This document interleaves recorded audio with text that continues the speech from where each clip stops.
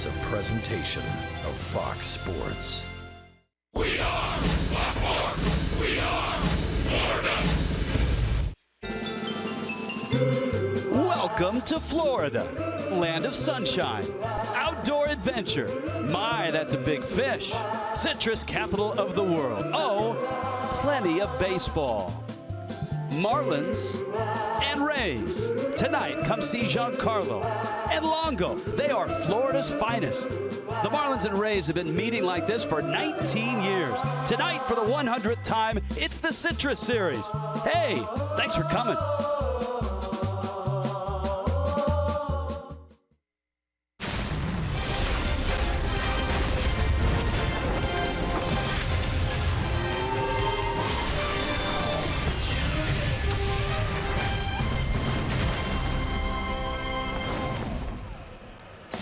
Well, the Citrus Series begins in Miami with the roof closed, windows shut, AC blowing, Rays and Marlins ready to go. 2 here, 2 in St. Pete. And we started tonight here in Miami. Hi, everybody. Rich Waltz, joined by Jeff Conine tonight. There's still some mystery around interleague play, and I think especially when the Marlins face the Rays, one of the most innovative teams in all of baseball. Yeah, it seems like every year, no matter what kind of turnover they have in this organization, they always are competitive. 4 of the last 7 years they've made the playoffs. Okay, now the rivalry from when you played till now has really had 2 distinct parts, hasn't it? Yeah, the early Fish days when I was there, of course, when I was there, we pretty much handled the Rays very well. But as of late, the Rays have had the Marlins number, even here at Marlins Park, winning 6 out of 10.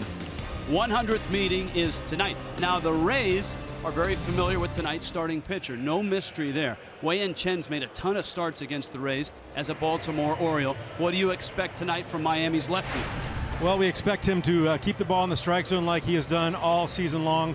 Only 9 walks in his 8 starts, one of the lowest Ks or base on ball rates in the National League. 19 starts against the Rays. You've seen multiple at-bats, especially Evan Longoria. He's got over 30 at-bats against Wei-Yin Chen. Okay, small sample size theater, taking that over to Matt Moore. Moore against the Marlins, very, very good.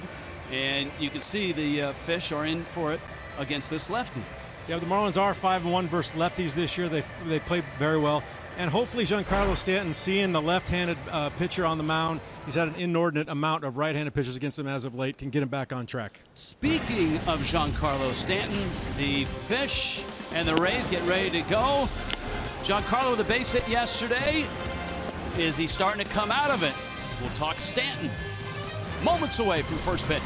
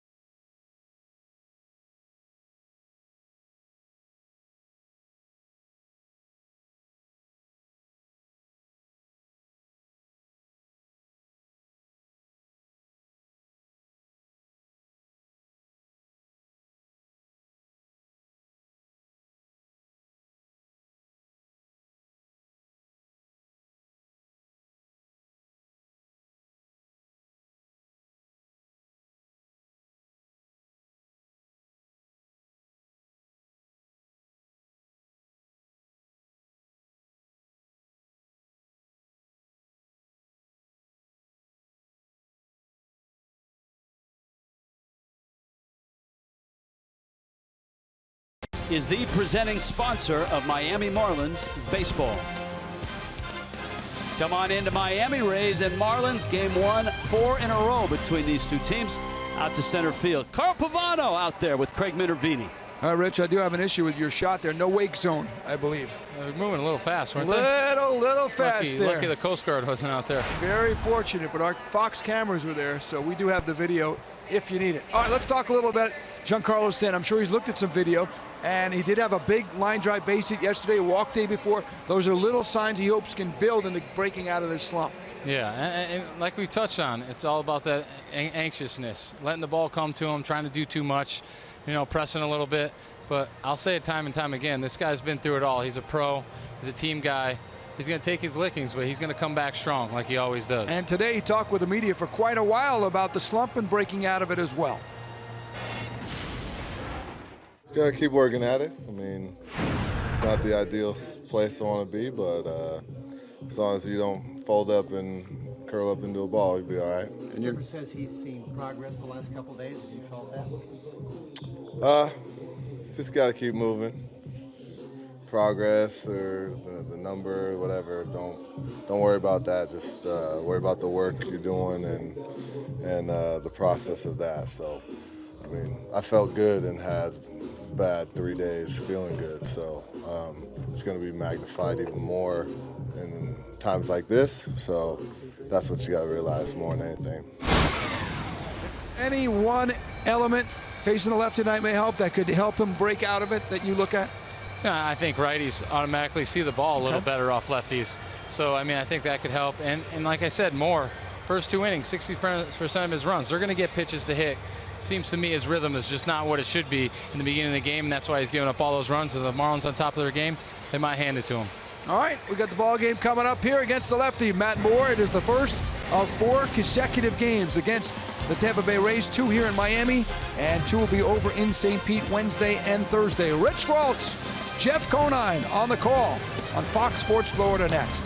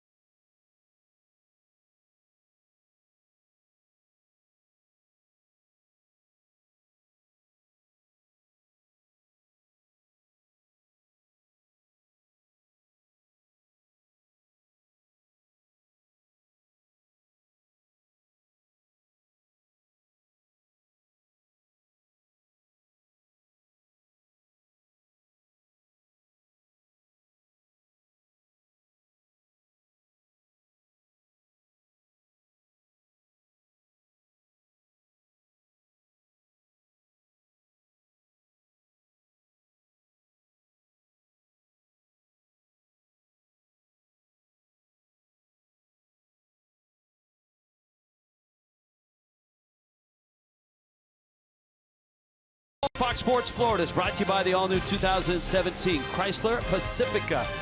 By the Florida Department of Transportation, reminding you, drive sober or get pulled over. By your local Toyota dealers, let's go places. And by Southwest Airlines, transparency, low fares, nothing to hide.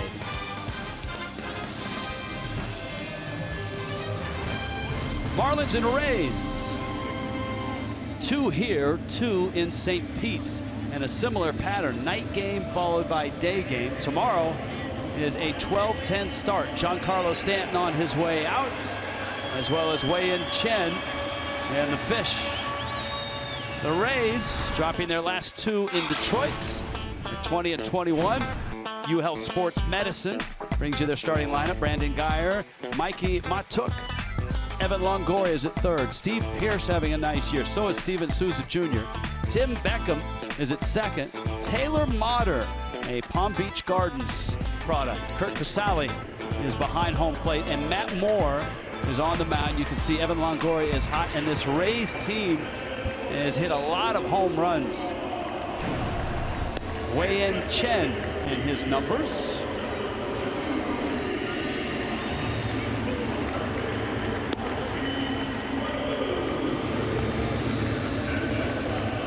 Rays have seen him a lot. Last year, 6 times he faced him. Miami's defense is brought to you by Southwest Airlines and Jeff Conine. Well, thank you, Rich. Ichiro Suzuki gets the call in place of the ailing Christian Yelich in left field. Ozuna Stanton rounded out. Chris Johnson gets the nod at first base tonight. Miguel Rojas at second. Echeverria Prado on the left side of the infield, and JT Realmuto and the aforementioned Wei-Yin Chen on the mound. Brandon Guyer on deck. The Rays absorbing another blow with the injury to Kevin Kiermaier. And in Detroit, Kiermaier fracturing his wrist. That's a big loss, especially defensively.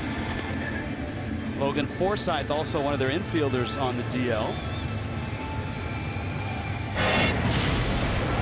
This was Saturday, and this is Kiermaier, the best defensive outfielder going. And it sounds like it'll be at least 2 months. That's painful. 2 broken bones in that hand.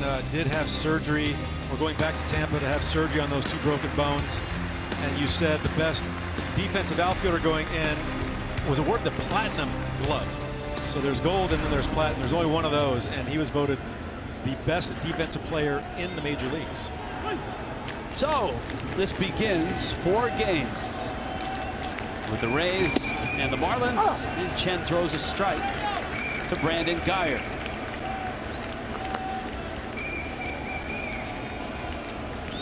Guyer, his first full major league season last year. And he bangs one over the head of Miguel Rojas into right center. It's picked up by Marcell Ozuna. The Rays have their leadoff man aboard here in the first inning. Yeah, Wei-Yin Chen is in the strike zone a lot. Very good at not walking anybody. Only 9 walks in his first 8 starts of the year. Just out of the reach of Miguel Rojas. I think an aggressive swinging team might give Wei-Yin Chen a bit of a problem because he is in the strike zone so much. One thing that the Marlins tried to impart on Chen a couple starts ago was maybe more stuff and less command. That one hit hard, and it skips by Prado into left field. Ichiro picks it up, and it's an early attack mode right now for the Rays as Mikey Matuk singles to left. There's another fastball in the outer part of the plate, does not get the black. Martin Prado, that's a tough play for him. It's a do or die. Hopefully he comes up with it, but unfortunately skips off his glove at the left field. Base hit. And what Juan Nieves meant by that, more stuff than command, is don't pound the strike zone so much that guys feel free to, that they're just going to swing and get a strike to hit. That game, incidentally, in which he tried to implement that, he punched out 12, so that was good stuff. And here's Longoria, red hot. He's hit it 10 straight. The face of the franchise really since he arrived. And in terms of matchups, we told you they faced each other a lot, the Rays and Chen. And a throw back to second. When Chen was with the Orioles, both being in the American League East, you play each of those East teams 18 or 19 times during the course of a year, so a lot of starts were made by Wei-Yin Chen. 19 in his career against the Rays. And Longoria takes in, and it's a ball and a strike. What does it mean as a hitter when a pitcher has too much command and too much of the plate? Well, when you don't have a pitcher that's got overpowering stuff, a 95+ mile-an-hour fastball, it means that you can be aggressive in the strike zone because you know he's going to be in the strike zone, and they're looking for that first straight pitch to hit hard. That's a nice pitch. You heard Longoria react. How do you, as a pitcher, combat that and keep the pitch off the middle of the plate? I guess that's a good illustration right there. If you can put it right there, Rich, every time you're going to have a really good day. But I think changing speeds is probably the most important thing for him to keep him off that first pitch fastball. Geyer's at second. Matuk's at first. 1-2, and Longoria swings and misses. And Chen gets a strikeout, a big one early on here. Great cutter right there. You see, giving up the first 2 hits on elevated fastballs.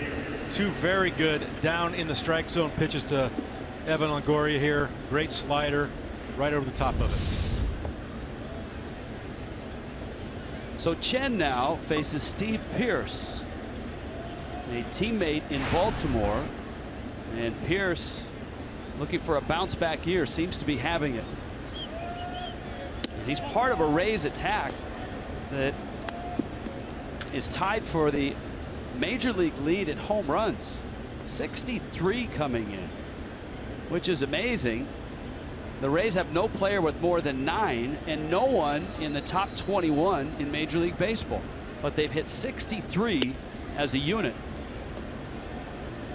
That's a very curious offense. Like you said, they've hit 63 as a team and very well spread out behind or between the entire lineup, but they're 11th in runs scored in the American League. Pearce spent 4 years just battling injuries with the Orioles, 2010 through 2013, breakout year in 2014. And Chen misses away, and it's 3-0. Lakeland, so he knows all about the Rays and the Marlins. Indian River Community College, and then an All-American at South Carolina. Good powerhouse baseball program there. Chen gets a strike. Yeah, Pearce has gotten a lot of playing time due to the early struggles of Logan Morrison. Logan Morrison at a 156 OPS in the month of April. So Pearce got some at-bats there, and both of them have really picked it up in the month of May. Yeah, the nice thing for Kevin Cash is that Morrison's red hot right now, and Pearce has continued to produce. Singles by Geyer and Matuk have opened up this first inning. Wei-Yin Chen, 11 pitches in. Popped up. We'll see if it's playable. Echeverria and Prado, and neither can reach. It's 2 rows in. And the count's 3-2. I think they need a little tag team there, Rich. You know, like when you're trying to go in to the golf ball in the water, and you grab on one person and let them lean over as far as they can. So Ed should have grabbed Prado's belt. Is that what you're saying? That's what I'm saying. Is that legal? I think it is, actually. A ruling on that. Not no good hands on the gentleman there in the stands. So Pearce with a full count now and 1 out.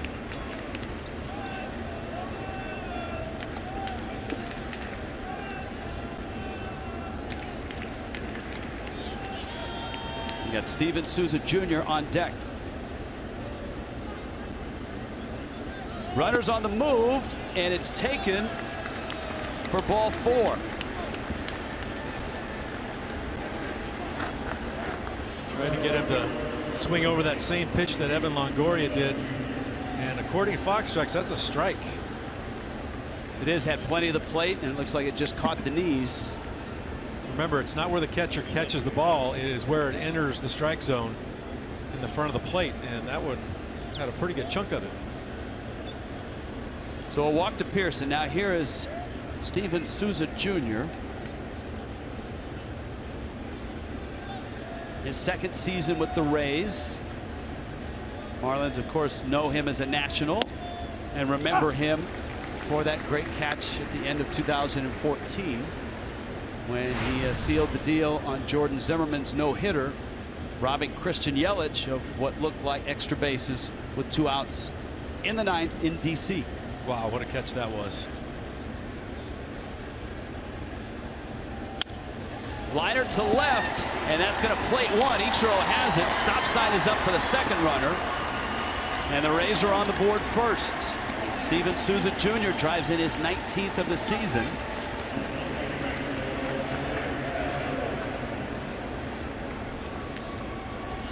And there's still only one out. The Rays have seen a lot of Ichiro Suzuki over the years too, and they put up that stop sign pretty quickly because he can still throw the ball pretty well. So it's Tim Beckham now with the bags loaded and one out.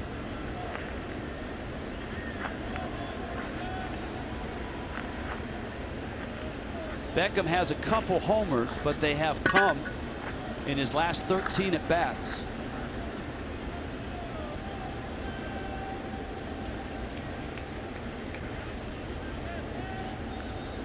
Beckham just hitting 200 versus left-handed pitchers on the year with one home run. He always seems to have a good series against the Marlins, especially in this ballpark. 4 for 6 in this park.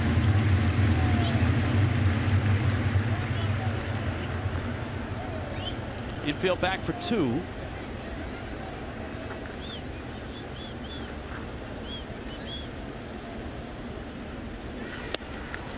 Chen elevates a fastball. The count 0-2.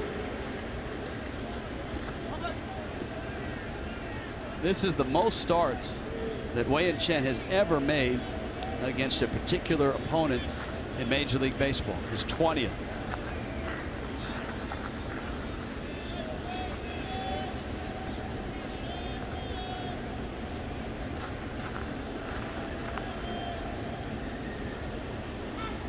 Oh-2.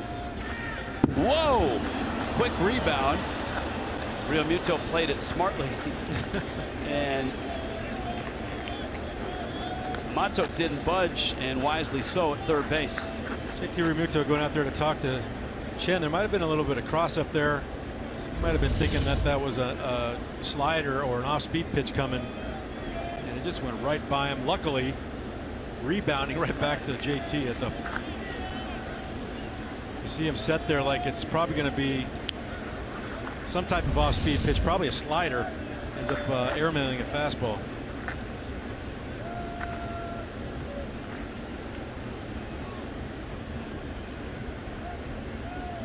Now the 1-2. Fastball, and he got him. So a couple strikeouts for Chen. He's been able to go to that pitch and get strikeouts these last 3 starts. He's got a deceptive motion. Even though he's throwing 90 miles an hour, the hitter perceives it as a much faster pitch, especially when you're looking at a belt high fastball. You see him swing through 2 of those in that at bat. The old perceived velocity. Taylor Motter now stands in. This is going to be a special 2 games for Motter. Palm Beach Gardens High School. New to the big leagues. Made his big league debut against the Blue Jays. And he played in the infield and in the outfield in that major league debut, which is typical Rays. That versatility is still valued. Foul it back to the screen. The amazing thing is, according to Baseball Reference, he's the only player since 1913, since they kept records of this, to play shortstop and outfield in his major league debut. How about that? Just goes to show you they've got a stat for everything. They do. 1-1 pitch is outside. He went on to play his college ball at Coastal Carolina. Was a double play partner with Tommy La Stella, the former Brave, now Cub. Also a basketball player at Palm Beach Gardens. Let's talk to him before the game, and batting practice. He grew up right down the street from Rogers Dean Stadium in Jupiter. There's the changeup. And a good pitch from Chen. Good location. You see the changeup. It's called the OK change. You spread those 3 fingers on the backside of the hand and overturn it a little bit. Perfect location on that Chen changeup.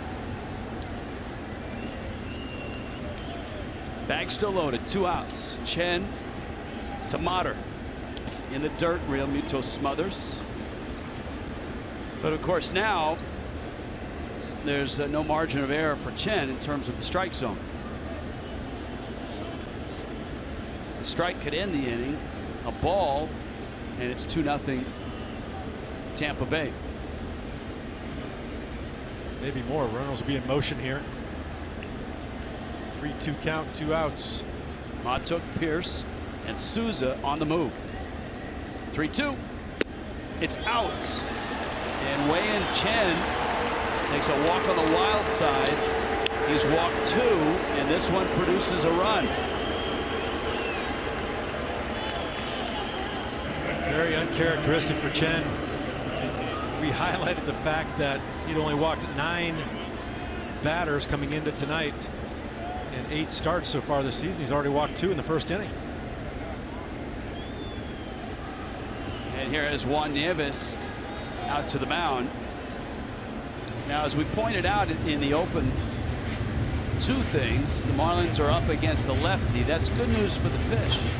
They're 5-1 against lefties this year. The bad news is Matt Moore in 3 career starts has been brilliant against Miami. 2-0 with a low 2 earning. Hopefully they'll get the Matt Moore as of late. Has not thrown the ball very well as of late. 0-3 in his last 3 starts with a 6.5 ERA, and the Rays are 0-5. 5 starts, excuse me. 5 starts, he's 0-3, and the Rays are 0-5 in those 5 starts for Matt Moore. Moore right now has a 2-0 lead. Casale trying to add to it. The catcher spot has been a tough one for the Rays to find an answer to. Casale is cold right now. He's 0 for his last 14.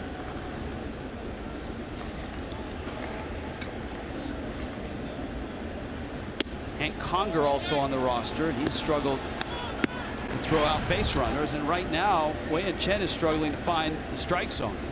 You wonder if the first couple batters, you know, he was filling up that strike zone pretty easily with that fastball, and they jumped on it. Might have got him thinking, I can't live down the middle with this team, so he's trying to find the corner. He's not able to. It's down low, and he's gone 3-0 on the Rays catcher, who's hitting 172, but he has popped 5 home runs.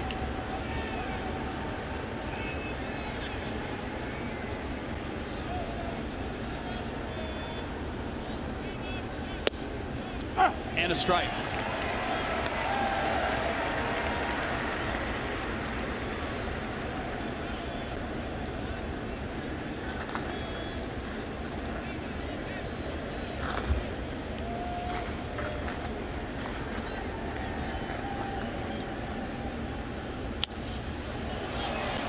In the air, Echeverria under it and makes the catch.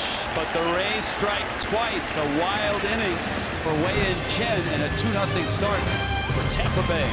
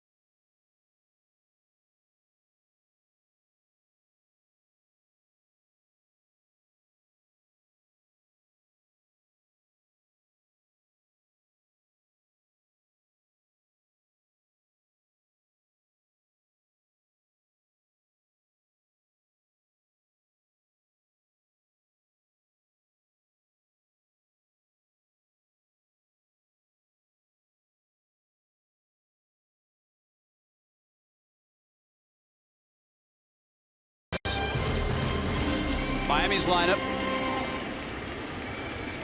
on this first of 2 here in Miami. Christian Yelich still with some back spasms. UHealth Sports Medicine aptly brings you the lineup. Ichiro on the leadoff spot. Martin Prado. JT Realmuto is going to hit third. And Giancarlo Stanton is in right. Marcell Ozuna hot. Chris Johnson to start at first. Miguel Rojas is at second. The right-handed bats in there for Matt Moore. Wei-Yin Chen hits ninth. And here's a look at the lefty out of Fort Walton Beach. Matt Moore, Fort Walton Beach, a 2014 Tommy John recipient. It's one of the many major league pitchers that have received that Tommy John surgery.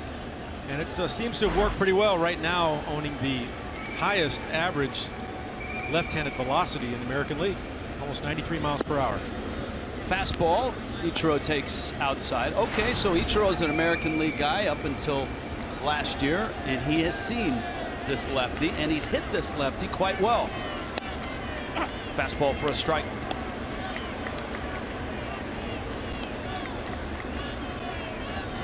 I always believe that between batter-pitcher matchup, it benefits the hitter the more you've seen a pitcher. Fastball in. Ichiro, 21 at bats, 8 hits. Now you can get one of those cool Ichiro bobbleheads that has the hit counter, or you can get that shirt, which I think the guy, there you go. It's a shirt with an emblem, and you just take a Sharpie and you write the hit total and you cross it out, and you write the hit total and you cross it out. A lot of crossing out lately. Ichiro 8 for his last 11. Well, this guy's got, apparently he's got 56 shirts. Up the middle, another hit for Ichiro. The guy's amazing. He just keeps on doing it. I think it's benefited him a lot this year. Christian Yelich last year was injured. Ichiro got a ton of playing time early. He might have gotten a little bit fatigued, even though as good a shape as he's in. He picks out a great pitch to hit here right up the middle.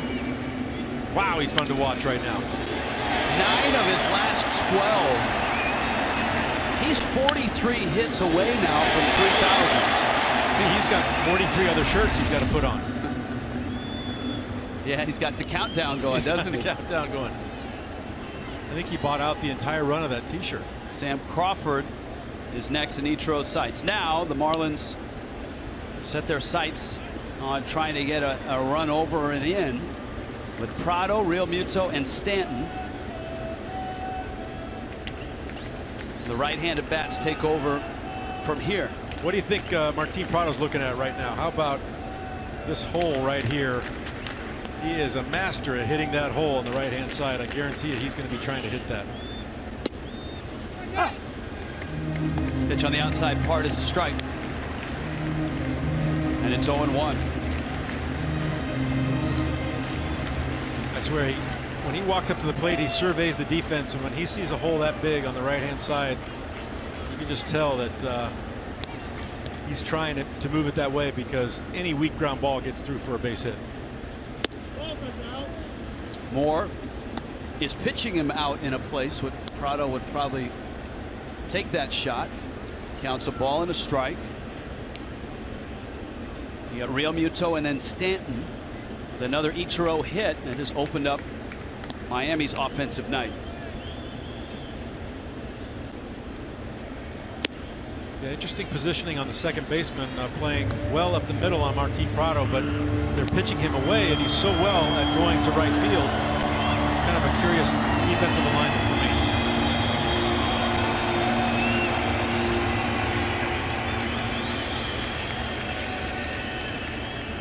Prado just a couple hits in the weekend series against the Nationals. Drills that to left. That's well hit. Geyer not going to get it, and it's off the wall. Karam's by him. Ichiro will score. Prado the second, and Miami is on the board.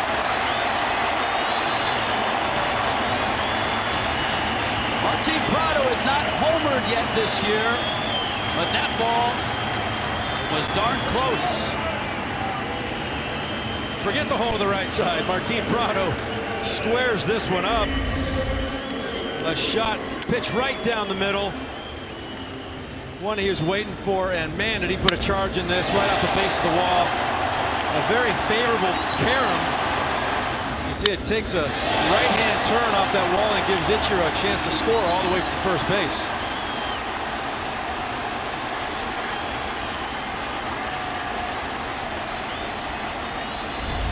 So Miami is answered with a single and an RBI double, and here is JT Realmuto. A breaking ball cuts inside to Realmuto. JT in the 3 spot for the first time in his major league career. Derek Dietrich getting the night off. Last Marlin catcher to do it, John Buck in 2011. John Baker did it once in 2009. Stanton on deck. And Moore misses up. A lot of major league firsts in JT Realmuto's lineup placement this year. First, we saw him lead off. Led off a number of games and did very well in that spot. Seen him in the 2 spot.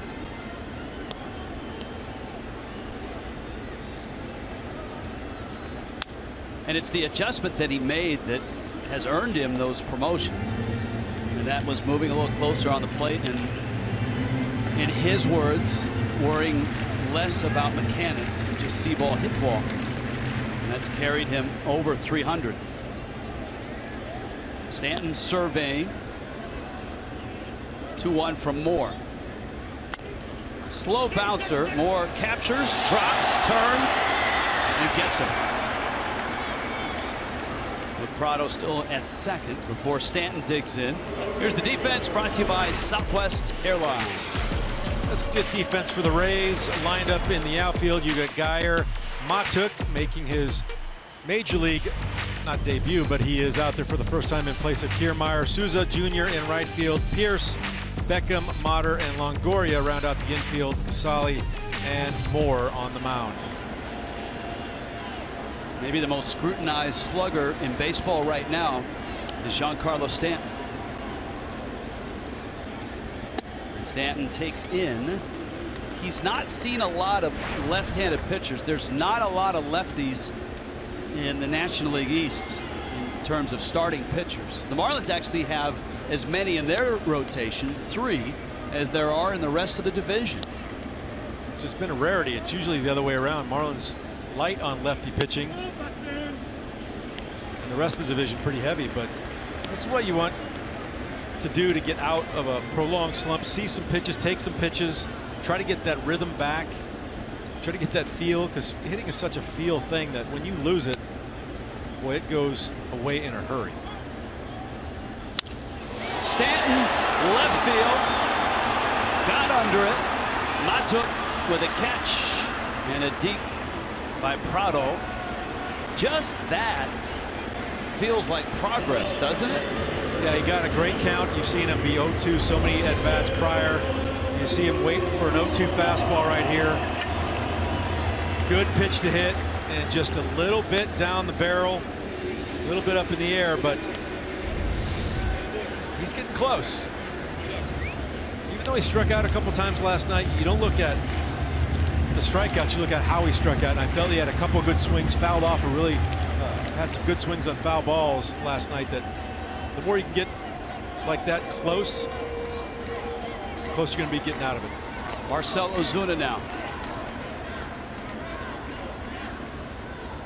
Ozuna's run from the depths of under 200 to where he sits now at 311 is starting to surface in some of the major categories. He is now 10th in slugging percentage at .553 in the National League.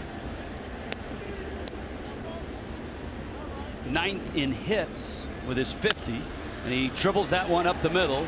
Beckham crosses the second base side. Safe is Ozuna. And he can run. He runs well.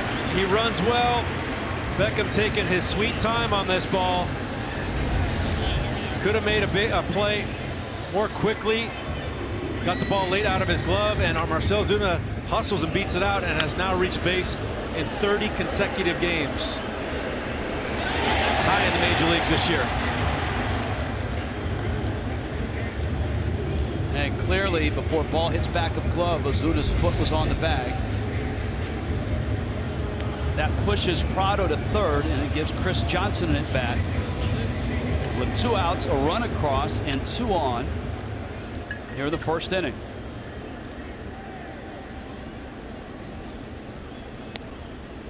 Barry Bonds watching. Johnson takes a fastball out.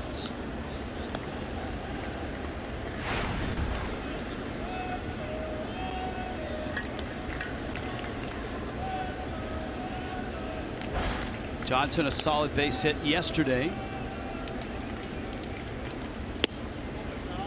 Change up out, Moore looking in. And it's 2-0.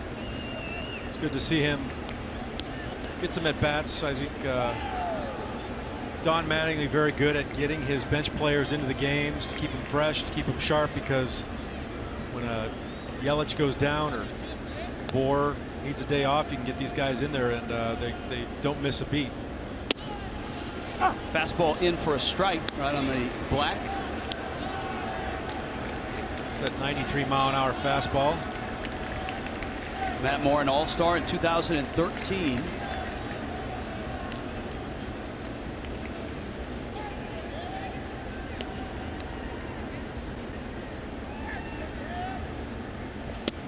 The breaking ball is up, and an interesting path to the big leagues. Born in Fort Walton Beach. His father in the Air Force. Ended up moving to Japan, lived in Japan for a while, and then they made their home in Moriarty, New Mexico, where he was a high school teammate of big Kyle Blanks, the San Diego Padres slugger.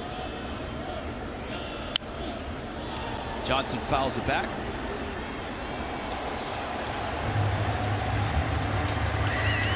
Auto Nation brings you the scouting report on this lefty.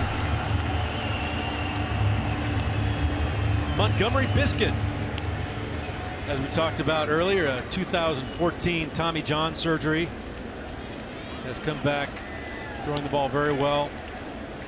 As we mentioned, the highest average velocity as far as left-handed starters go in the American League at almost 93 miles per hour. Chris Johnson works a walk there to load the bases for Miguel Rojas. Both starters have had similar first innings, haven't they? Pitch count at 24 with an even split balls and strikes. The Rays were able to get 2 off of Wei-Yin Chen. Miami so far has 1 against Matt Moore. The Rays did leave the bags loaded. One of those Rays runs was walked in by Wei-Yin Chen. Saw Kevin Cash, youngest manager in baseball.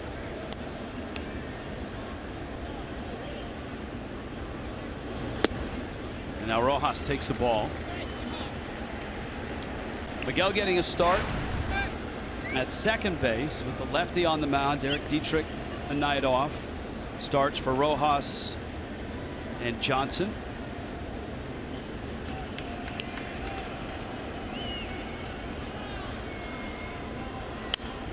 And Rojas pops it up.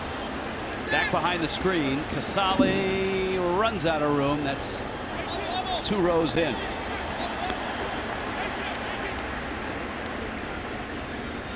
Boy, Miguel might want to see this pitch again. 1-0 fastball, pretty much right down the middle. Good aggressive swing, but just underneath it. Rojas, of course, had that nice finish to last season. Really hard for a guy like Rojas or Johnson to get any sort of traction or rhythm at the plate. Miami has been relatively healthy. And so their at-bats have come in spot starts or pinch hitting roles. Miguel got a number of consistent at-bats last year toward the end of the season with the injury to Adeiny Echeverria. Hit .354 over his final 20 games of 2015. Moore with the count, 1-2. Outfield playing Rojas towards right center and not very deep. Saw him after that 1-0 fastball, aggressive swing, comes back with a good changeup. So he tries to come back in here with a fastball. Rojas, little bloop out into shallow left, and it falls for a hit. 2 runs will score. Prado and Osuna come across, and Miami is up a run. Good piece of hitting here by Miguel Rojas. Boy, does he get jammed on this pitch. Fastball inside, 93 miles an hour, but just enough. The old alligator arm there. Really squeeze him in there, try to get as much barrel as you can. Just out of the reach of Motter. A couple RBIs for Miguel. And an at-bat for Adeiny Echeverria.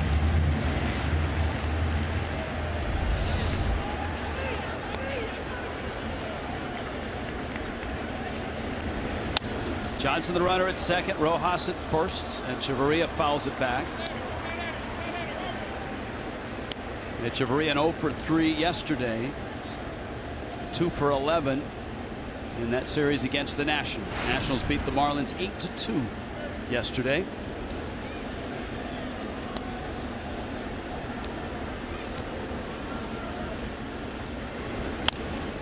Slow tapper, Beckham to first in time, but Miami erases a 2-0 lead with 3 runs of their own. Quick start for both.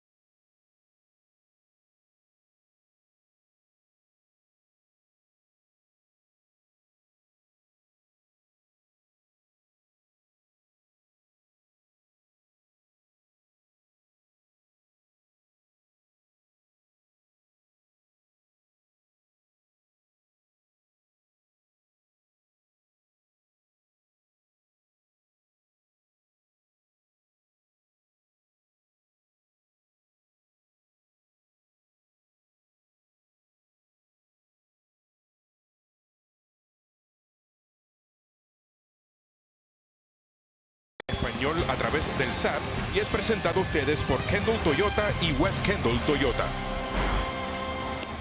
On a Monday night in Miami, the Rays and the Marlins opening up 4 straight, 2 here in Miami and then 2 in St. Pete. And they did it by unveiling a 34-minute first inning, 60 total pitches between the 2 lefties, 18 hitters came to the plate. And a messy first for both Wei-Yin Chen and Matt Moore. And so, appropriately, it's Moore and Chen who open the second. Fastball is a strike. Brandon Guyer, Mikey Matuk to follow for the Rays. You see Matt Moore, not a lot of at-bats, but he flips that one to left. Ichiro on patrol, makes the catch.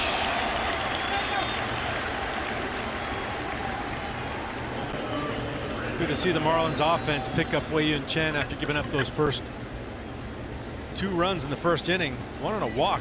Very rare 2-walk inning for Wei-Yin Chen.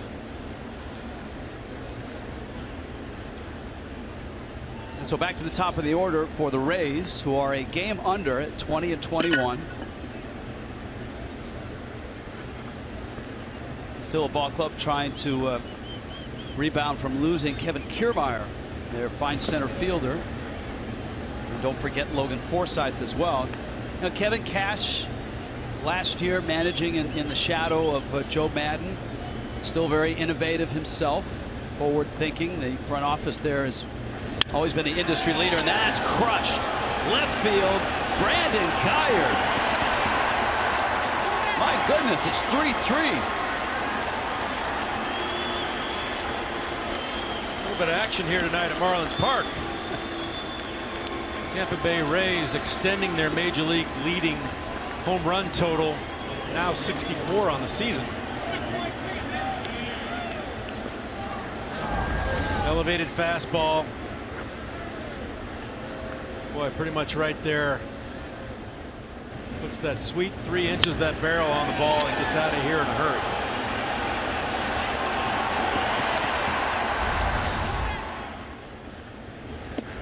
That's kind of how that first inning started, with Guyer and Matuk ambushing Chen with early swings.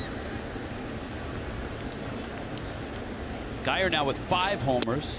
It's amazing the Rays don't have anyone with more than 9 homers. They don't have anybody in the top 21 in Major League Baseball. But look at the Rays, 64. This is that's not Ray-like. You don't think of home runs when you think of Tampa Bay, but man, they are doing it this year. Normally a pitching and defense heavy team, and that's how they've built their success over the last 7 years. They've got 4 playoff appearances and mainly did it with pitching and defense. Like we said, like you just said, with only one with 9, there's spread out through the lineup very evenly. Yeah, I mean it's thick with home runs, not 11, 12, 13, but guys that have 5, 6, 7. Longoria checks in with 8. Souza's got 9. Pierce has got 7. Guyer now with 5. Even Casale, who's hitting $170, has hit 5. In all, 13 different Rays have a home run this season. That contraption that Derek Shelton sells on television, that's what's it called? The swing tracker? Swing tracker or swing buddy. You see a lot of guys using that. It's been very successful. Center field, Ozuna, and he has room. Oh my God. In the triangle, makes the catch. Evan Longoria hits it a long ways. The Rays have tied it on the Guyer homer.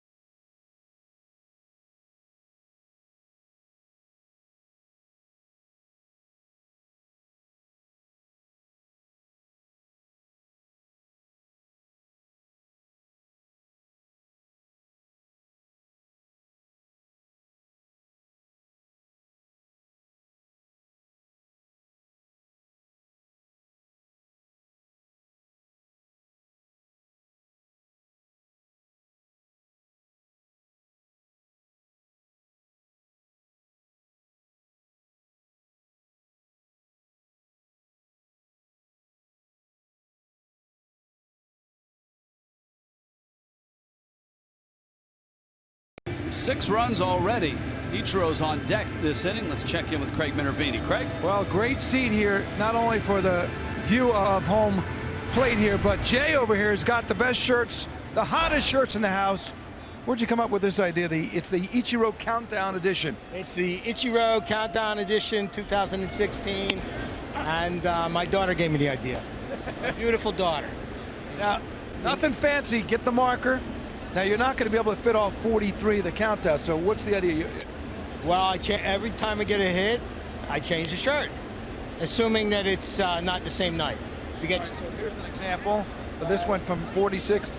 That's yesterday's shirt. That's yesterday's shirt. That's yesterday's shirt, yeah. So that's it. We're down to 43, and I'll be in Tampa on Wednesday and Thursday with the shirt. How many shirts do you have? About 500. I have 500 shirts. You've given out, our great Ichiro fans are here. You've given out a couple to your friends. Now you're wearing yesterday's clothes, is that right? Ichiro! Ichiro! Ichiro! Ichiro! Ichiro!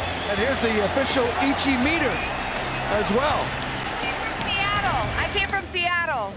Yeah. I've been tracking Ichiro since for a long time. See that? All right. And you got the shirts. Can you show us the meter again? From Seattle. Did you use that in Seattle at all? Oh, look, Ichiro's up. Come on. Take a look at the meter. There it is. Got Japan, MLB. Of course, these only hits in the major leagues. So you went to 4. Now, if you get a hit, the idea you're going to cross that out and put it. Did you have trouble the other night? You had 4 hits in one game. And the way you write so large, I bet you had trouble.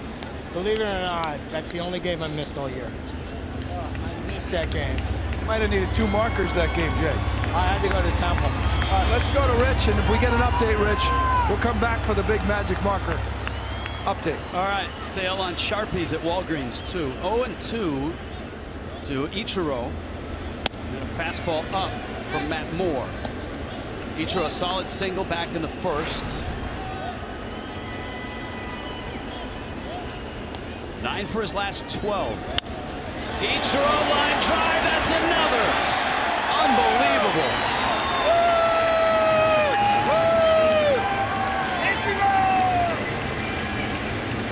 He can hit anything right now. It doesn't matter where it is. Shoe tops, inside, outside. You know, I was there when he arrived in Seattle in 2001. This almost feels like 2001 again. It's remarkable. Look at this location of this pitch. The catcher was just about to put his glove down to catch it in the dirt, and Ichiro puts a good bat on it and throws it out there into left field for another base hit. Rich, I was there when he first got called up on the opposite side of it, and I watched when I was in Baltimore a number of nights, and it was remarkable how well he could put the ball into play and beat out just about anything. Yeah, and what he doesn't have right now is what you just said. He's not able to beat out the infield hits at the same volume or speed as he did when he first arrived. But boy, this burst here with 8 hits in his last 2.5 games.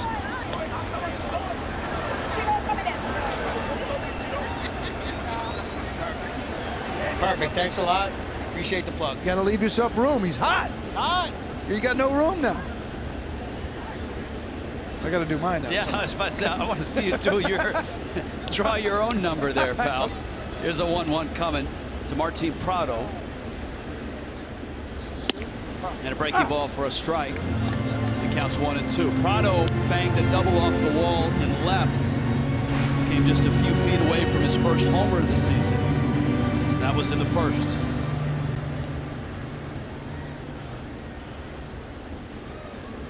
Going into the year this year with 65 hits to go, about 11 hits per month is what Ichiro needed to average. He's above that right now. I think the key, as you pointed out, is the way the Marlins have been able to use him. When Don Mattingly was asked in spring training, would Ichiro get the same amount of at-bats as he did last year? Mattingly very matter-of-factly said, if he does, we're in big trouble, and that was indicative of all the injuries. Yelich early, Stanton late, Ozuna's struggles in center. I don't know if Marlins fans remember that Ichiro played more games than any other player on the roster. He got into 153 games last year. But you would expect too. I mean, Yelich is getting closer. Back spasms. Marlins want to make sure that he goes back out there at 100%, or at least in a spot where he won't aggravated. Ichiro runs, pitches a strike, throw down, and Ichiro's in some trouble. And he's out. Martin Prado and Lance Barksdale had an exchange at home plate after that call. But a strike him out, throw him out, double play after an Ichiro hit. Wild game so far. It's 3-3.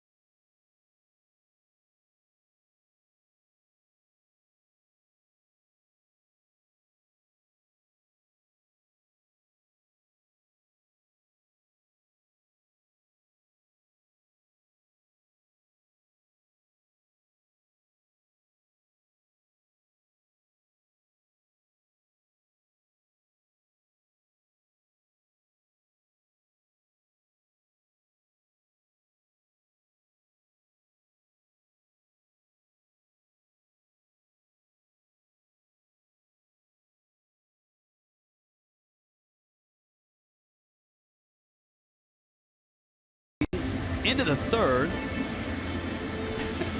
Rays and Fish. This copyrighted telecast presented by the authority of the Marlins may not be reproduced or retransmitted in any form.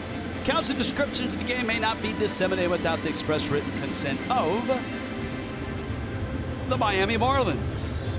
Game 2 is a noon start, so adjust your calendar, your day timer, your tablet, your iPhone, your iWatch appropriately. 11:30 a.m. for Marlins Live tomorrow morning. Breakfast with Craig and Pavy. They'll have continental croissants, muffins, maybe. Well, it's the French Open time, so croissants will be good. Ozuna out in center. Steve Pearce sends it deep out there. Marcel makes the catch. Chen has the first out of the third. Oh, look at Mikey Lowe, huh? Season tickets. Plan start as low as $6 a game. And you can choose from a prorated full season, half season, 20-game mini plan. And of course, it guarantees you entry to the 2017 All-Star Game at Marlins Park. Go to marlins.com/season tickets. Also membership in the Fish Family Loyalty Program. Souza calls time.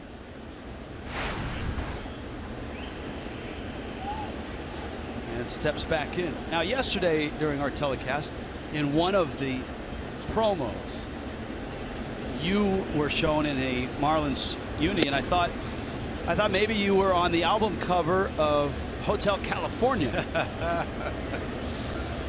Where was that photo taken? Here's the 1-0. It's out. It was in Rome, Italy. No, just kidding. I get that a lot, though. That was my first baseball card from the Marlins. A photographer came out to my hometown, Riverside, California. That is the Mission Inn. Really? So it is California? It is. And that's the Mission Inn? The Mission Inn. I might not be. Now I got to find out where the photograph for Hotel California was. I mean, crack staff, get on that one. Because everybody last night chastised me and told me it was Vizcaya, the Venetian pool. So I said Hotel California. You're saying Mission Inn? The Mission Inn in Riverside, California. It's a historic landmark there in Riverside since has been restored. It's a beautiful hotel. Do a enormous Christmas display every year. Tim Beckham lines out. Ichiro makes the catch. Souza retreats to first. Be nice to get a low pitch quick inning for Chen here. Get the offense back in the dugout. Try to break this tie. He's at 46 pitches now. Threw a lot in that first inning. I was off. Beverly Hills Hotel. The Beverly Hills Hotel. Beverly Hills Hotel on Only Sunset. about an hour away. On Sunset. But I was in a better place than the crack staff who corrected me. Said it was Vizcaya. Yes. Local. No. Yes. You're on the correct coast, my friend. Here's Motter now.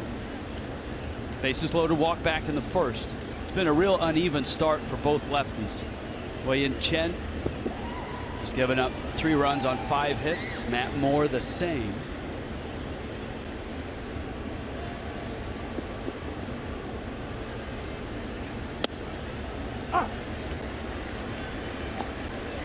Motter has a look of another Florida native who was a fine shortstop for a while. Remember Khalil Green? I do remember Khalil Green, yes.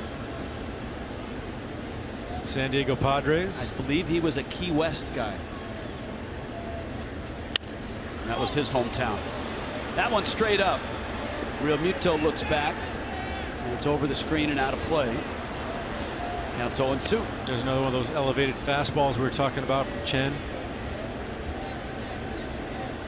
Tough to get on top of that pitch. There it is, upper edges of the strike zone, both in and high.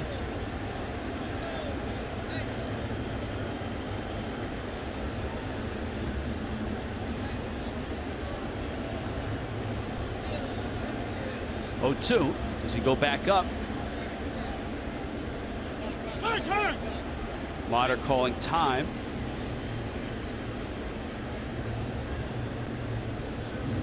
I would expect plenty of family and friends in attendance. Yeah, he actually told me that it was a little bummed that it wasn't the old stadium. I'm like, what? Look at this place you get to play in. He goes, yeah, but that's the one I grew up watching. Busted his bat. Ichiro charges in and has it. Wei-Yin Chen on an 8-pitch inning. 3-3 Rays and Fish.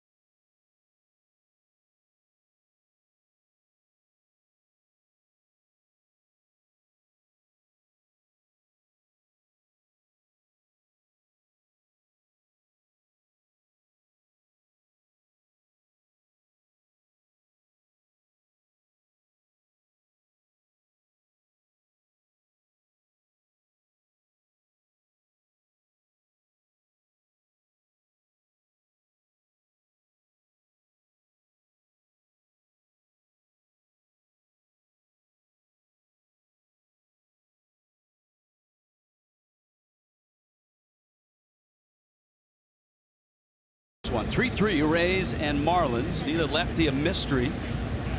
Matt Moore goes back to work. It's funny how you mentioned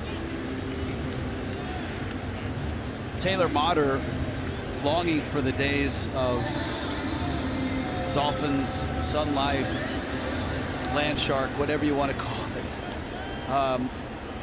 Because it, you know, for guys growing up in St. Pete, in that Tampa area, they've gone to see Evan Longoria play in the Trop. The Trop, by baseball standards, is not anything memorable for sure. Neither was the old football stadium, but that's where the memories are.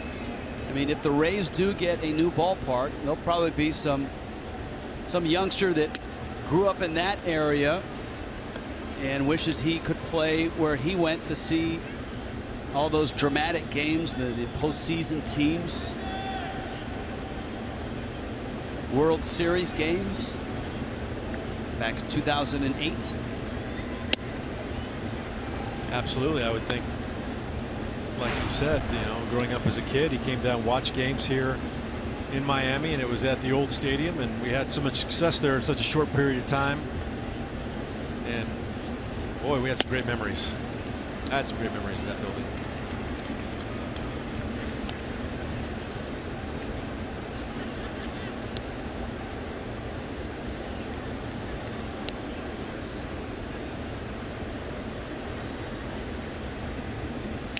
Three-one pitch. Real Muto fouls it into the glove of Casale. Giancarlo Stanton, Marcell Ozuna to follow against Moore here in the third. 3-2. Foul back. How about game number 162 at the Trop in 2012? That one of them, or excuse me, 2011. One of the most, not a postseason game, but one of the most dramatic finishes that night. And obviously, it's been a good pitch. I'm in the business, and but I remember that game as a baseball fan. That was crazy. That was a crazy game. Moore there throwing a really good 3-2 changeup after elevating the fastball. JT takes it, unfortunately, for strike 3. Here's Giancarlo Stanton. Stanton flies that one into right center. Steven Souza makes the catch. Cardinals and Braves had some drama going in the National League that night, and it was, I believe, Orioles and Red Sox, and Robert Andino, a Miami native, had a big hit to help the Rays cause. That was 12:02.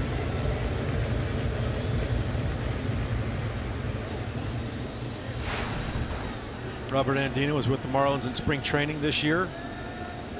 Got called up in 2005 when I was still with the Fish. Ozuna clobbers one. If it's fair, it's gone, and it is gone off the scoreboard. Marcell Ozuna. Wow. Almost over the foul pole. Remember the last one? Last year he hit the top of the foul pole. This one goes right by it. Almost hits the screen, but Marcell Ozuna, stay hot. Legged out that base hit on a mistake by Beckham. 80-mile-an-hour changeup. I'm sorry, curveball. Look at the hanging curveball. Marcell Ozuna just crushes it. See if it catches the bottom of that. It did. Right off the bottom of the scoreboard. And so it's 4-3. Ozuna's night. A couple weeks ago, we were talking about potential Marlin All-Stars. Beckham leaps up and he robs Johnson of a hit. I think the guy you need to talk about now in that discussion is Marcell Ozuna, because he's been carrying Miami. He and Yelich and Prado, those guys have been just terrific.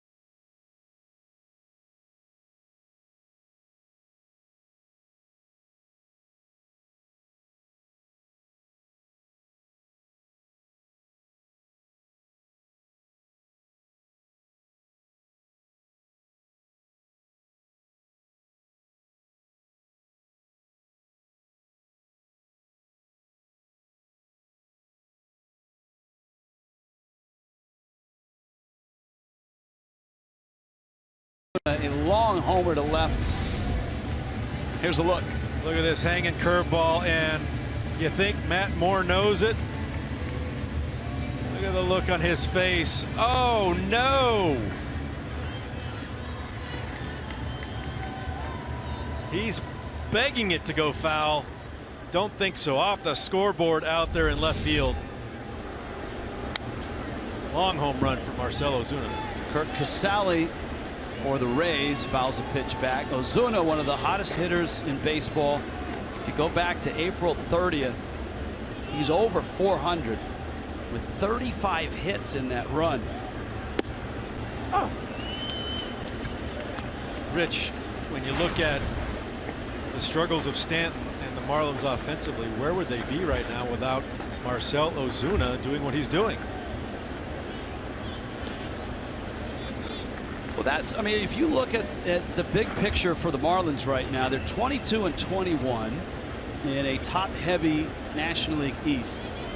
Their slugger, Giancarlo Stanton, has struck out, what, 28 times in his last 56 or 7 at bats. And that's been well documented, but they've been able to still score runs and hang above 500 while Stanton tries to find his swing. And you're right about Ozuna. Now, Yelich has been terrific. Prado's been up the top area, but Justin Bour picking up some power. But for Barry Bonds, Ozuna has been his project from day one. When he walked in the doors at spring training, Matt Moore is up. Both Don Mattingly and Bonds saw tape of Ozuna. Mattingly had seen him first person, obviously, as the skipper of the Dodgers. Into center field. That's the first base hit for Matt Moore in his major league career. Asking for the ball. And a one-out single. Jim Hickey's got it. Appropriately, the pitching coach gets his first hit. Bring your group to Marlins Park. It's perfect for family outings, birthdays, networking. Marlins Group sales team at 1-877-MARLINS can help you. Go to marlins.com/groups today.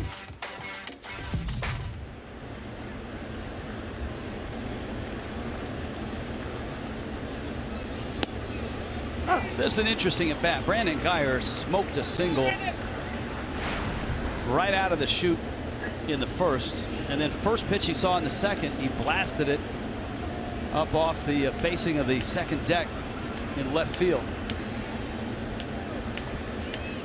Not too unexpectedly, start him off with a curveball. Wow, a bullet. Prado crossed the diamond in time. Can't hit it much harder than Brandon Guyer. And Matt Moore's adventure on the bases ends quickly.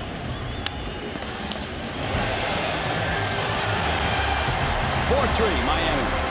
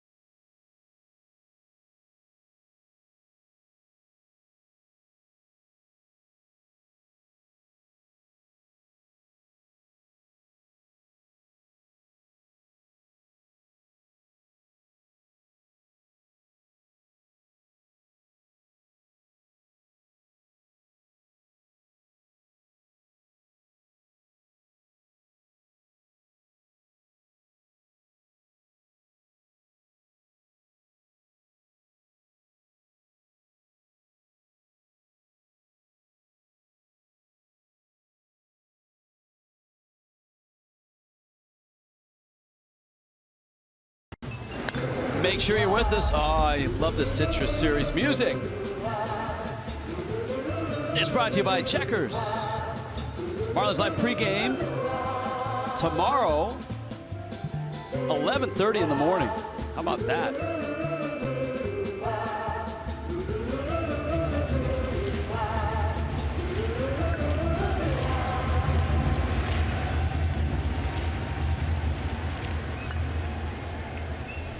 Here in Miami, where this whole Citrus Series starts,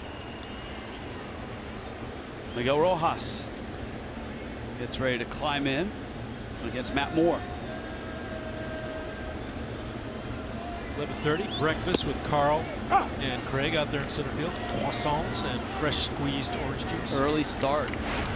Early start tomorrow. Yes, indeed. And a similar pattern in St. Pete with a night game Wednesday and a 1 o'clock start on Thursday.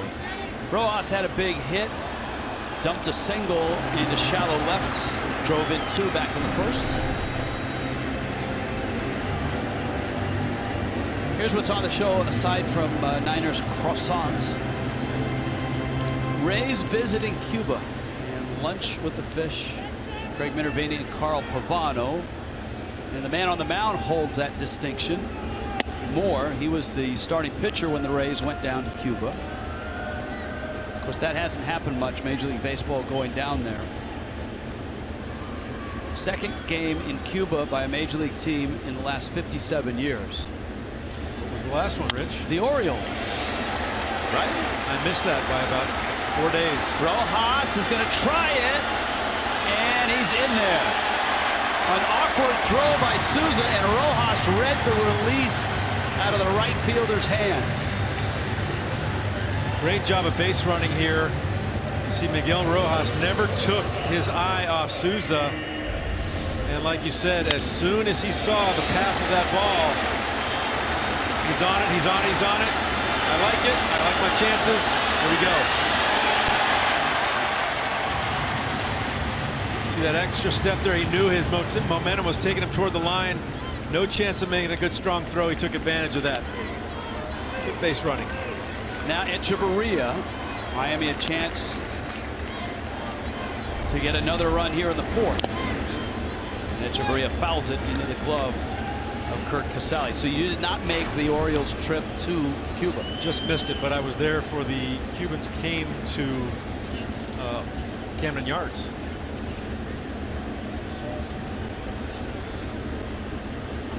I believe it was in May of that year they came to Camden Yards and played an exhibition game.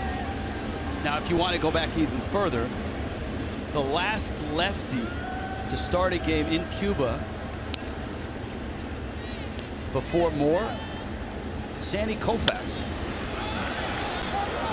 Into the corner. Let's see if he tags up. He'll make the catch. Rojas tags. Souza, strong arm, and Rojas is in there.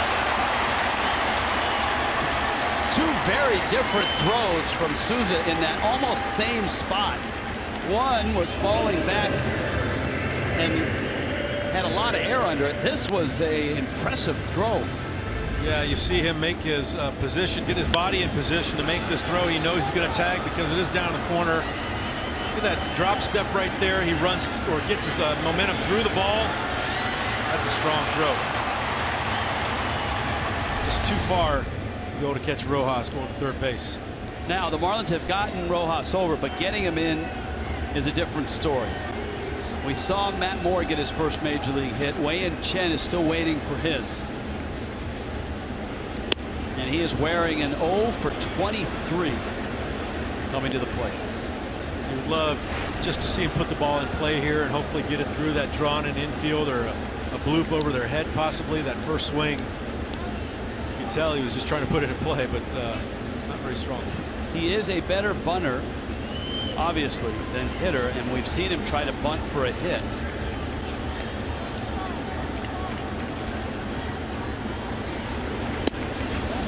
And even that doesn't work.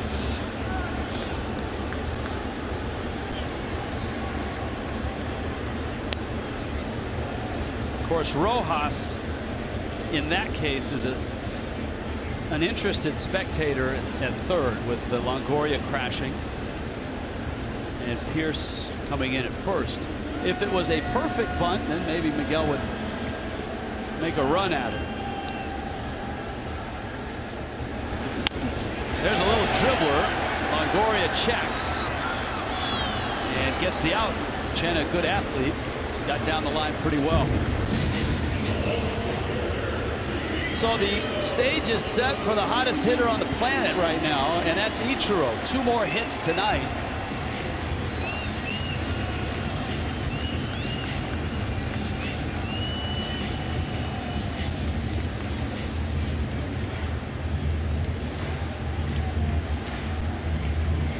Line drive single to center in the first. Sinking liner to left in the second.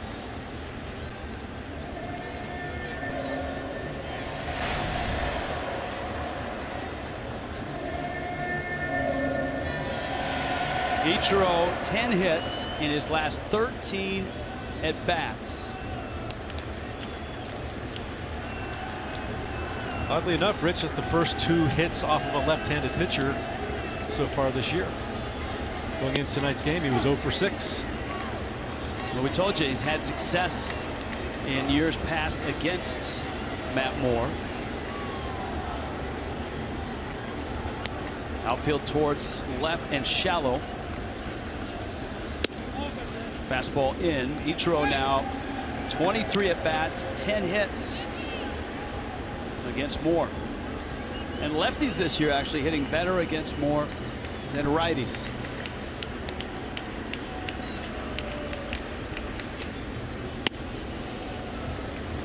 Count 2-1.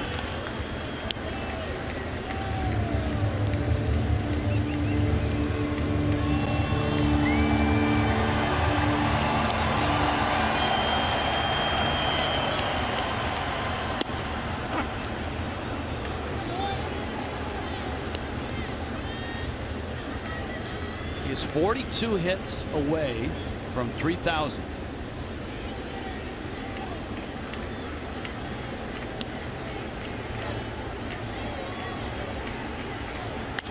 Ichiro! 3 for 3!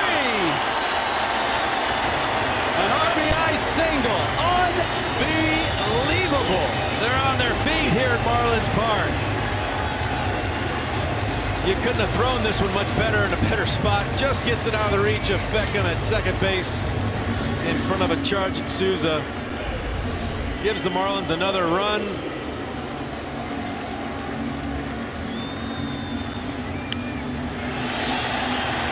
I mean, this is fun to watch. Somewhere, someplace, the Hall of Fame broadcaster, the late Dave Niehaus, wherever he might be, is smiling at this because he got to marvel at Ichiro in those early years in Seattle when he started this journey towards 3,000 hits. He was the MVP. He was the Rookie of the Year. He won a Gold Glove. He won 10 of those in a row, Gold Gloves. And now he's getting closer and closer to 3,000, and he's doing what no hitter has done before, and that is arrive in the big leagues not as a 19, 20, 21-year-old, but arrive in the big leagues after 9 years in Japan. Remarkable. It is. It really is. And to his total right now, 29:59, 29:58, whatever it is, he is the fastest to ever get to those amount of hits. 59. In the least amount of games. He's 41 away.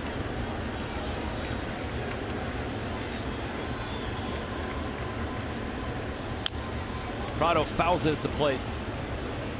When you look at, we're just talking about that's his first 3 hits off left-handed pitching this year, but over his career, Ichiro is a .328 career hitter off left-handed pitching. Almost about 20 points higher than right-handed pitching. 4 hits Saturday, 2 hits yesterday, 3 hits tonight. 0-2 is up to Prado. And importantly for Miami, it's an RBI single and a 5-3 lead.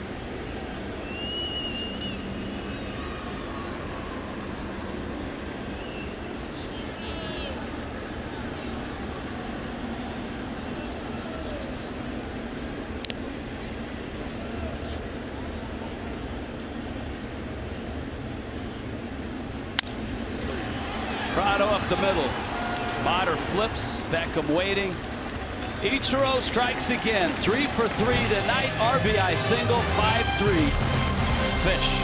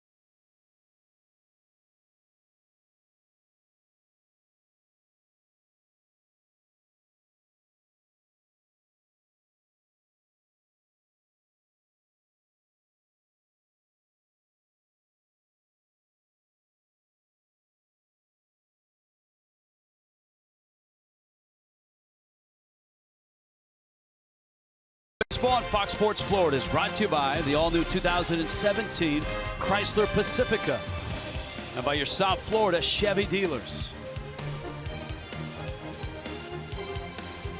In the Magic City, a 42-year-old wonder is going strong. Still, 3 hits for Ichiro tonight. 5-3 Miami on top. And Wei-Yin Chen tries to follow that up by getting through the 5th. Breaking ball misses down low to Mikey Matuk.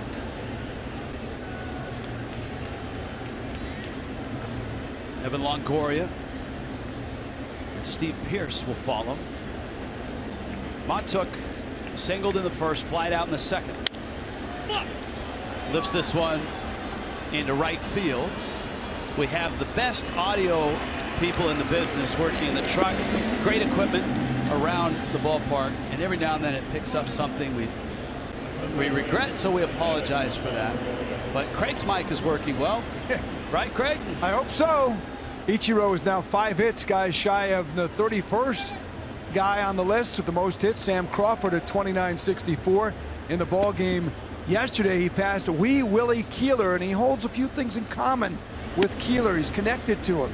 Wee Willie played for Brooklyn among other teams in the late 1800s into the 1900s. Died in 1923 at the young age of 50 years old. And on his obit in the New York Times, they called him a pioneer in the art of place hitting. Couldn't you say that about Ichiro as well?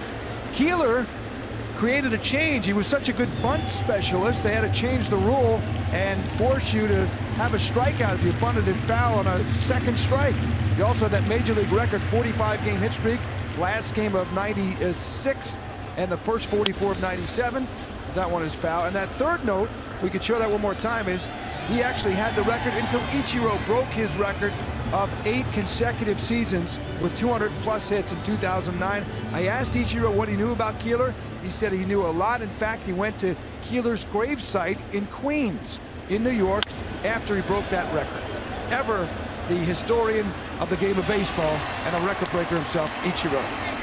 You know, Craig, that's a great point. What people don't realize about Ichiro, when he arrived in the big leagues at 27, he embraced the big leagues and the history.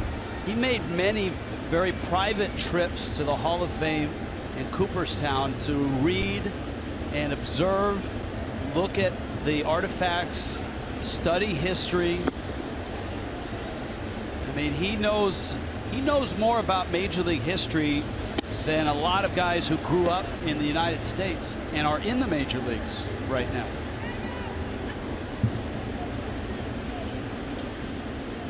Steve Pearce at the plate. He's walked and flied out.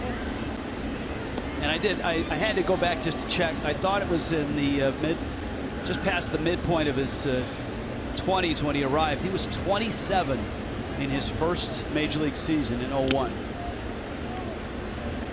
And here we are, 2016. 42 years old, approaching 3,000 hits. Just a remarkable run for a remarkable player. Like you said, even today, what he does in that clubhouse to get ready for each and every game, he respects the game like no other player that I've seen before, and he takes great pride in what he does on this baseball field. Geico presents a Marlins moment.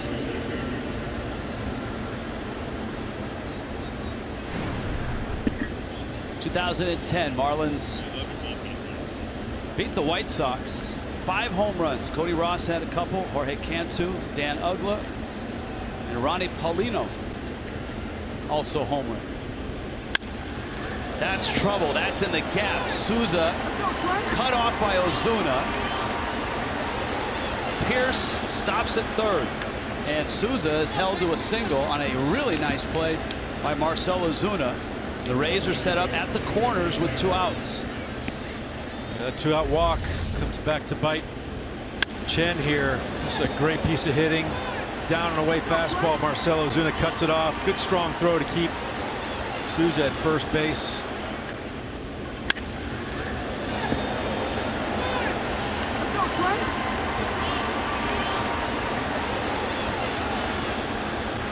Chen elevating his pitches quite a bit tonight. Has no ground ball outs this evening. We're in the 5th inning. That's extraordinary. I mean, I know he's a fly ball pitcher, but you would expect a bouncer here or there. Remember that line shot that Prado had. There's another fly ball, and this one, Ozuna has his sights on, and he makes the catch. Way in Chen with some help from his defense. 5-3 Fish.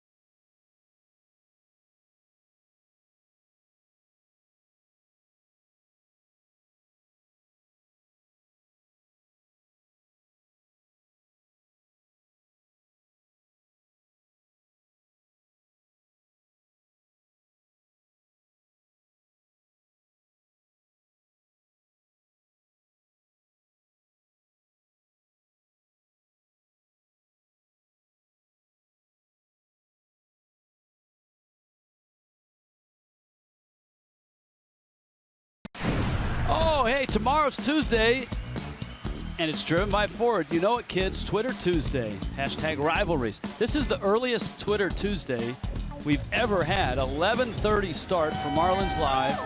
Jeff Conine will be riding his Twitter feed tomorrow. JT Realmuto, fastball that misses in.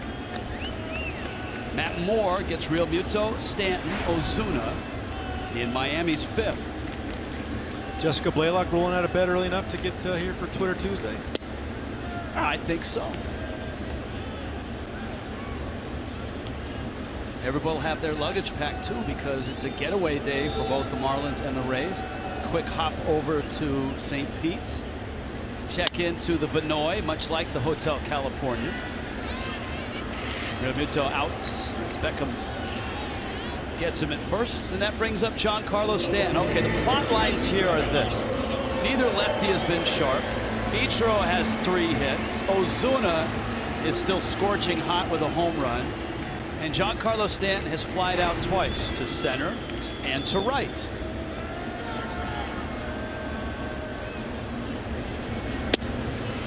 Fastball catches a corner. See, he's just something not quite right with his swing. He's kind of slicing across the baseball instead of really extending and squaring it up. Stanton hammers that one. That's a base hit. That's a good sign. Little by little, and you know, one of the things you've learned about Stanton in watching him is that sometimes it's a walk that is his best friend, and he had one of those this weekend. He had a base hit yesterday. He's seeing the ball better, and he's aboard with a 1-out hit. Yeah, I was just talking about that slicing swing that he had on the 2 fly balls earlier. You can't pull that ball, which is almost outside corner of the plate. You cannot pull that if you have that slicing swing. That's a nice swing that gets around the baseball, 105 miles an hour off the bat. Yeah, you can't do that with a slicing swing either. Here's Ozuna.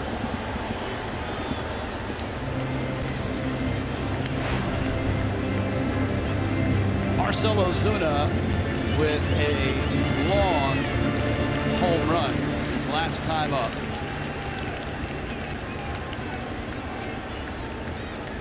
You see that single on his tagline there. It was a hustle single.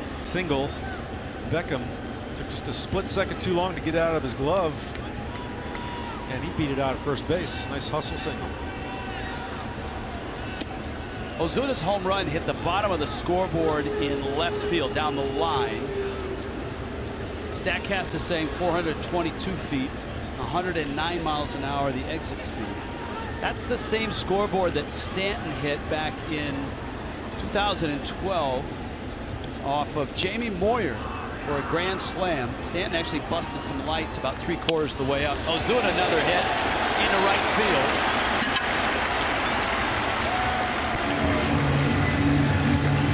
You know, there's so many good things happening with Ozuna's swing right now. Whether it's his discipline at the plate, the power that he's showing, the balls that he hits to right field. Take your pick. This one's off the end of the bat, a changeup, but you see the way his bat path is so flat through the zone. He's making contact everywhere in that zone, and it's going to come off on a good way to a line drive, because if you're short through the strike zone, you're more apt to hit pop-ups and ground balls. He's staying really flat through the zone. Now Chris Johnson, who in Chris Johnson fashion hit a line drive that was snared by Tim Beckham. If you look at his numbers on the season, Chris Johnson hitting just 240, but if you've watched his at-bats over the last 3 weeks, you've seen the line drives, you've seen balls hit at people. He just hasn't had enough at-bats for those to start evening out. And that is one of the frustrating things for a guy that's not playing every day, because you capture his 2 weeks worth of at-bats. He's hot in terms of hitting the ball hard. Great swings by Chris Johnson, like you said, really squaring the ball up. And as a major league hitter, you're looking at that scoreboard, which you see all the time. That one to short, Motter to Beckham, sweeps the turn in time to get the out. Miami held off the board in the 5th through 5. It's 5-3. Fish.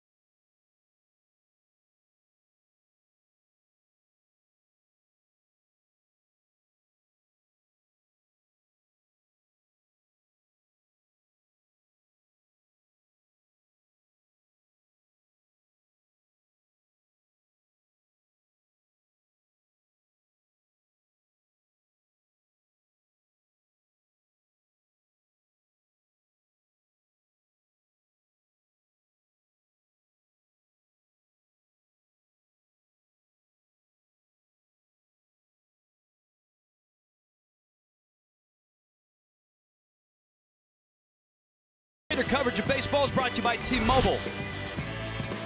Let's go west, shall we? Zach Greinke starting to find his rhythm. Madison Bumgarner is Madison Bumgarner. And that trade for the Texas Rangers, Cole Hamels, look at his last 18 starts. The emphasis on arms out west.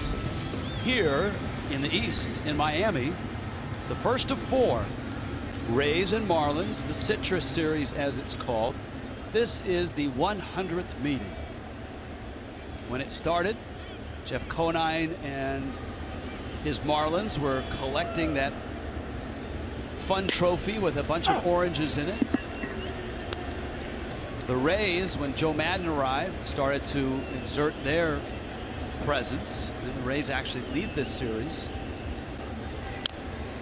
2 here in Miami and 2 in St. Pete.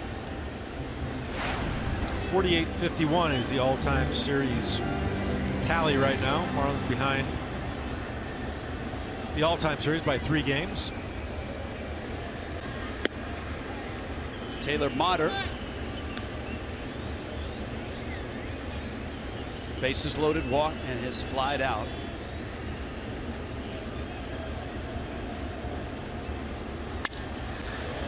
Motter gets a hold of that one, hits it deep left center. Ozuna, wall, and it's off the top of the wall, and I believe is out and bounces back in. It is a home run.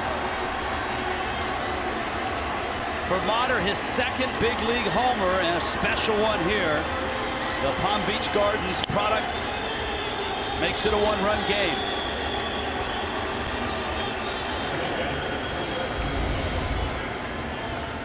Marcell Ozuna takes a great route to this ball, just can't quite get high enough. You see it on the backside of the pad, and then it ricochets off the wall of the sculpture and back onto the field.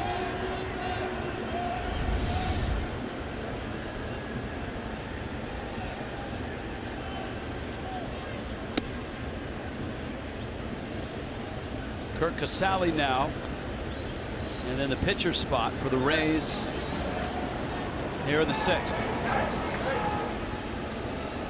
Well, there's nothing like coming home and playing well in front of your hometown family and friends.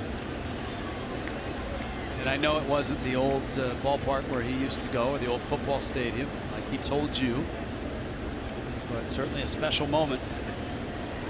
Casale takes in. What were your first at-bats like at Dodger Stadium? Actually, it was against the Angels. I was with the Royals at the time, and I got a couple hits off Mark Langston. Really? Out in California, yeah. 91, 92? 1990.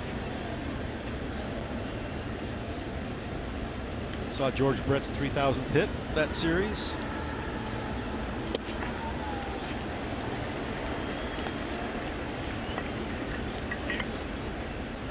That's back when the Big A was still really big, right? They had not shortened it or... yeah, it was the converted Rams the football stadium. Since then, I've done a very nice job. Disney came in and put that waterfall and mountain rock thing out in center field. It's a really nice ballpark now. Put in some nice clubhouses.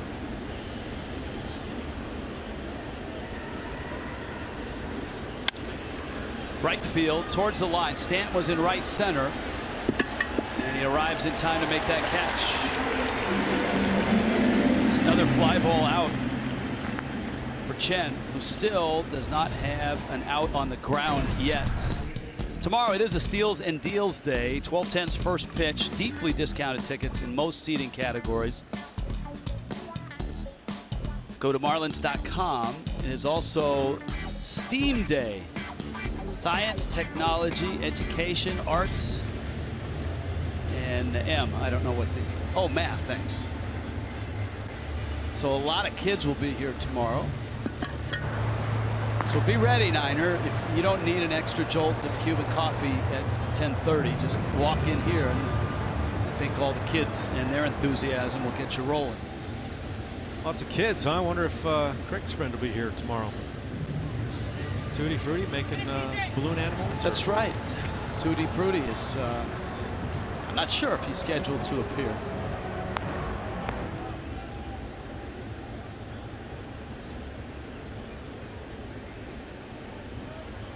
Saw the Rays pen ready to go because Desmond Jennings is hitting for Matt Moore. And he has the distinction, Desmond Jennings does, of being the pinch hitter. He will receive a month supply of chlorine, some cool pool toys,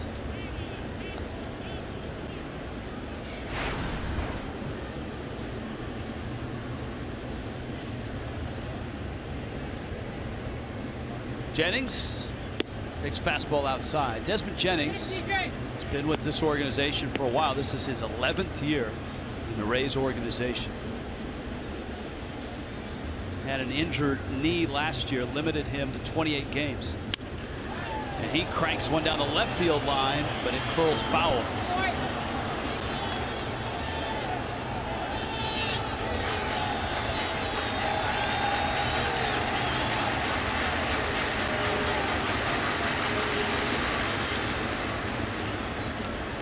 Two more home runs for the team that has hit more homers than anybody in baseball, and that's the Tampa Bay Rays.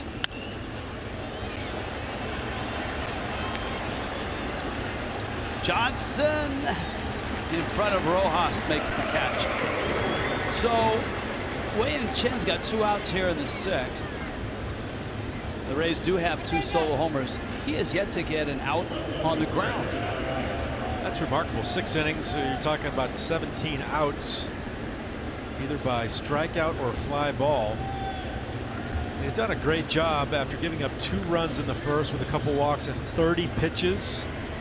He's now into the 6th inning at 85 pitches. But he has to be careful with this guy. Brandon Guyer had a 103-mile-an-hour single, 103-mile-an-hour homer, and then lined into a double play. Big swing and a little pop that's going to nestle into right field for a hit. Stanton has it. Guyer's not stopping, and he is in there with a double.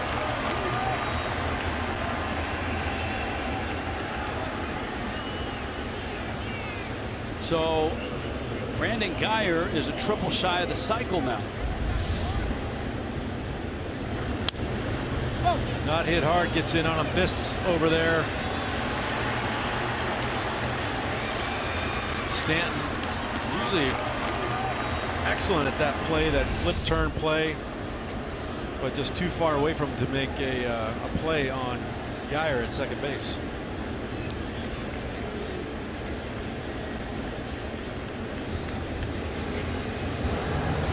And that's it. Don Mattingly on his way out, and he's going to go to Miami's bullpen. So both lefties come out of the ball game right around the same time. 1-run game in Miami. West Kendall Toyota called to the pen.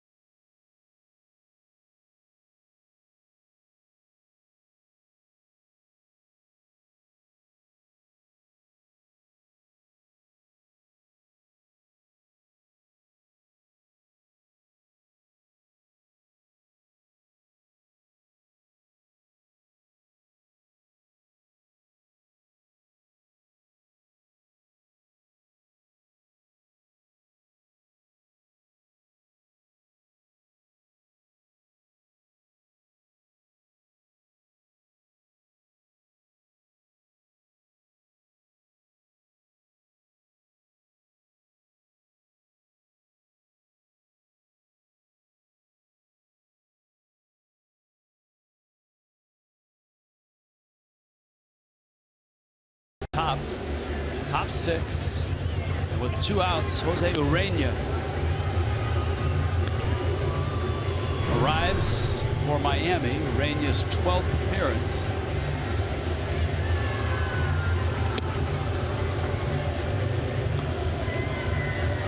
This was a wild start to this game. Neither Chen or Matt Moore looked good out of the chute. Rays got 2 in the first. The Marlins got 3 in the first.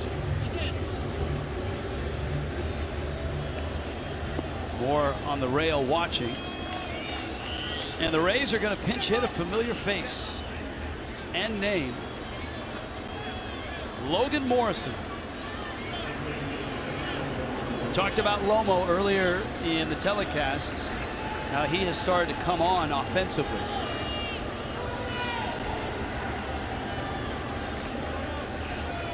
And Urena misses away a fastball. It is not a deep bench for the Rays. They carry 8 pitchers.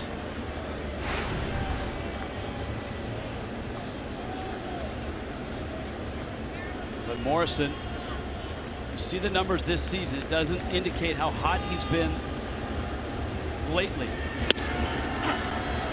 And Lomo takes a strike. Morrison spent his last 2 years in Seattle. His last year in Miami was 2013. Since the beginning of May, 434 on base, 429 slug. And as Jeff documented, he had a miserable April. That's a fucking terrible call. That's fucking up. And Morrison right now, obviously vocal and not happy with the home plate umpire, Lance Barksdale. It had plenty of the plate, and it looks like it clips the hollow of the knees.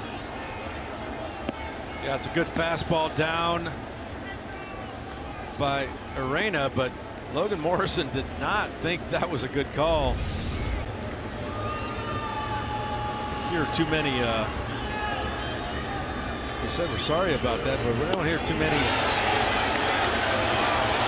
No swing. Arguments like that anymore.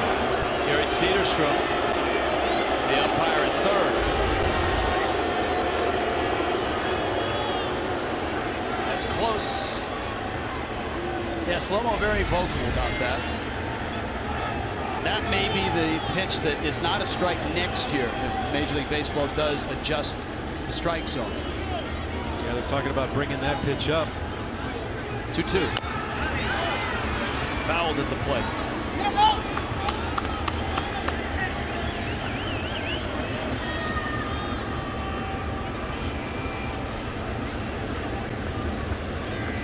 Lomo, the entire month of April, no home runs and no RBIs, with a decent amount of at-bats over the last couple of weeks. Has now got 2 homers and 6 RBIs.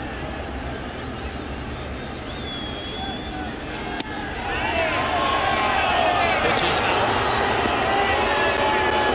It's 3-2, and it was way out. Crowd reacting to it. So count full.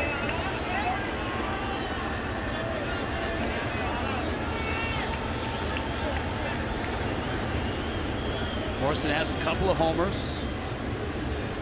Has one of the longest homers by a left-handed bat in this ballpark as a Marlin. 3-2. In the air.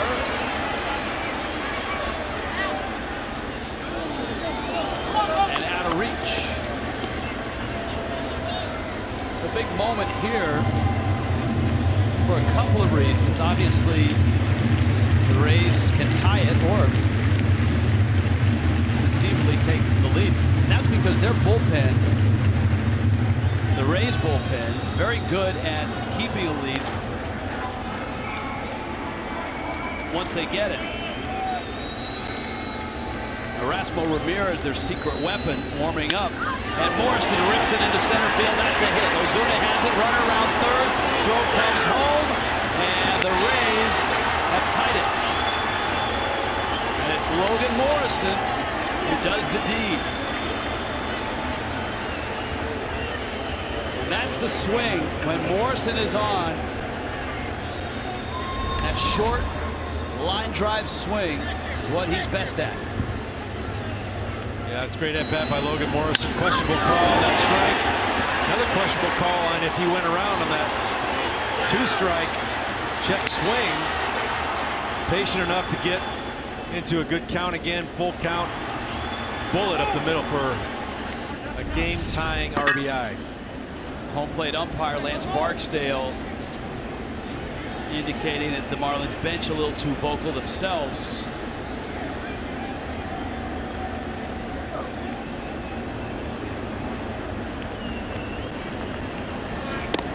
And now Longoria takes in. So a 5-5 game. 2 runs here for the Rays. As I mentioned, you get Erasmo Ramirez into the ball game, and that's where the Rays seem to thrive. They've got 3 relievers in the back end of their bullpen that have below a .85 whip, walks and hits per inning. These guys can really shut down an offense. And you're talking about Erasmo. He's gotten out of 5 bases loaded situations and not given up 1 run.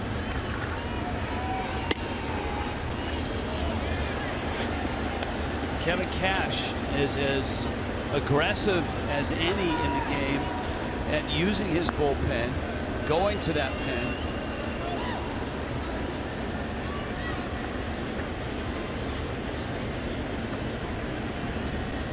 Got a lefty specialist down there, Enny Romero, second among major league relievers with a 111 opponent's average. Alex Colomé, their closer, is tied for the American League lead with 11 saves.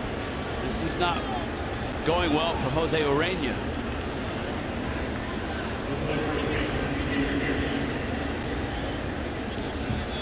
Single by Morrison. Walk to Longoria, and here's Pierce. And here comes Juan Nieves.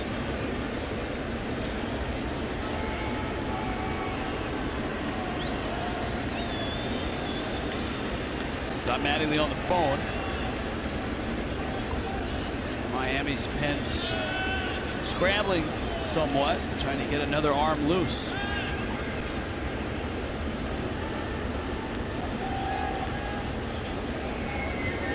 Pierce has walked twice and flied out.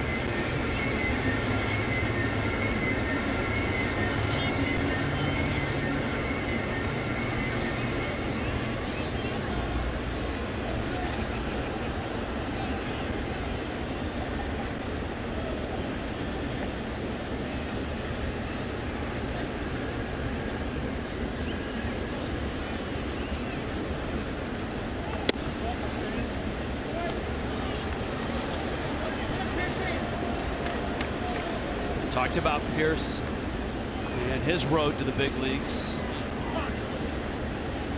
Just staying healthy in the big leagues has been tough for him. Originally with the Pirates, and then Baltimore.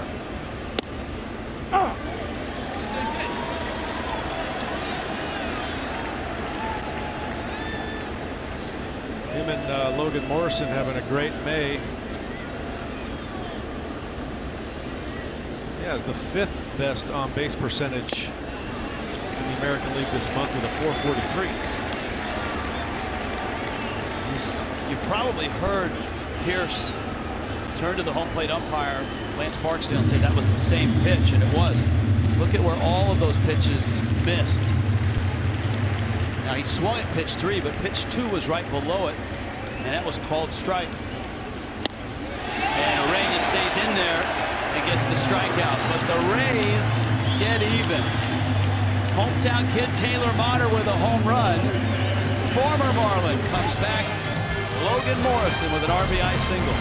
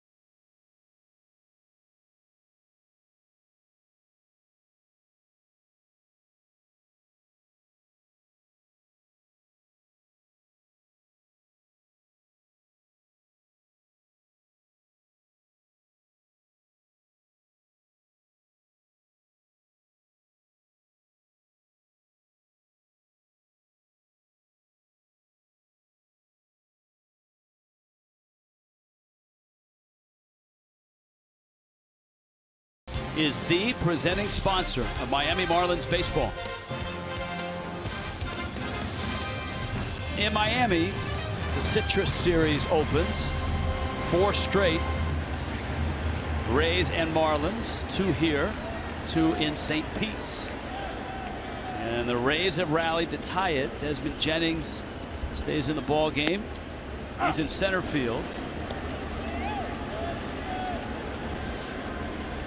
Logan Morrison is at first base. Look at Lomo, and Erasmo Ramirez is on the mound, and we told you all about Ramirez. Rojas fouls it at the plate. Echeverria and the pitcher spot due up for the Marlins. See Erasmo's numbers there on the right-hand side. Opponents average 205, but that's not really the story. Only 4 walks in 35 innings, but he's only allowed 1 of 20 inherited base runners to score.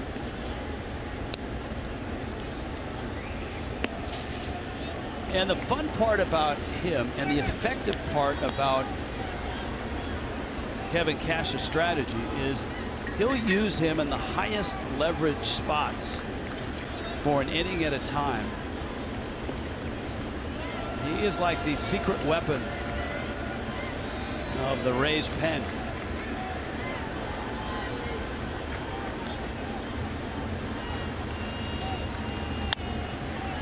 Rojas fouls it off.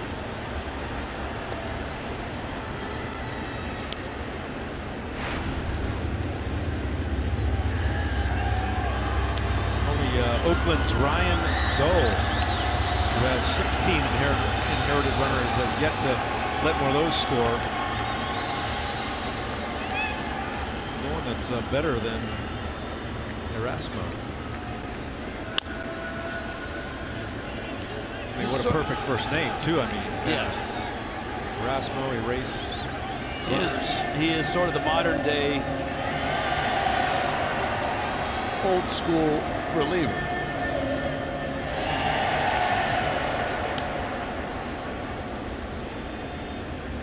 The Nicaraguan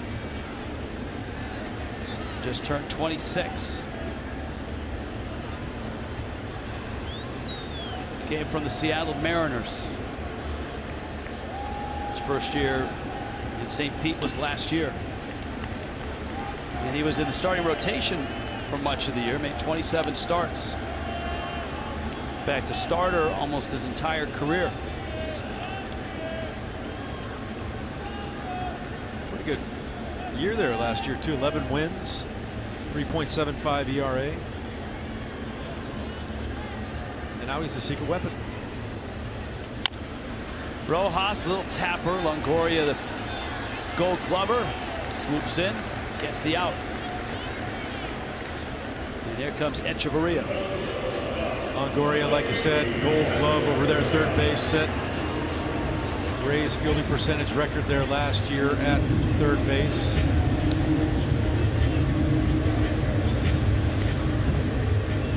Probably the only reason that Martin Prado did not win.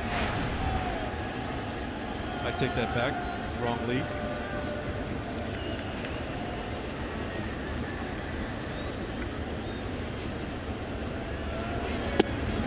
Breaking ball misses down low. The other guy I was thinking of, Nolan Arenado in Colorado, who is fantastic. He has yet to make an error this year in 42 games at third base. He is in another league.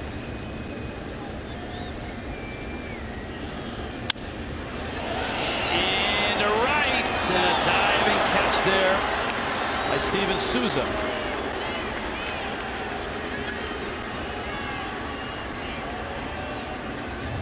So 2 outs. You can host your next networking event prior to a Marlins game. Choose from a variety of meeting spaces, hospitality, entertainment, catering packages.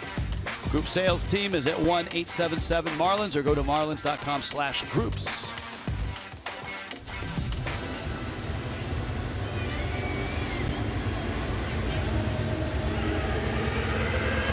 One of the most valuable members of the Rays organization over the last 10 years is that man, Jim Hickey.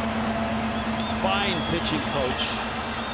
And there's one thing the Rays have been consistent about for 10 years.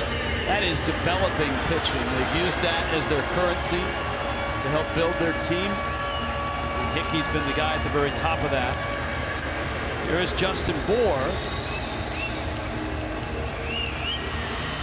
Hickey may have said to Erasmo Ramirez, hey, on Marlins Live, they detailed what Justin Bour's done to changeups lately.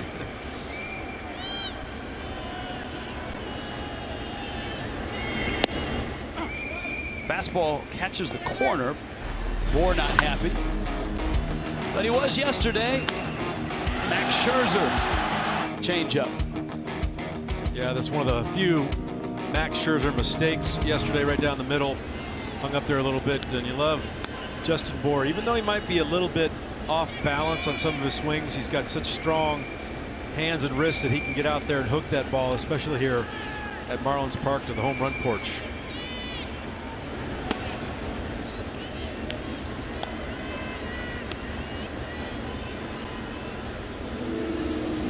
Two and one.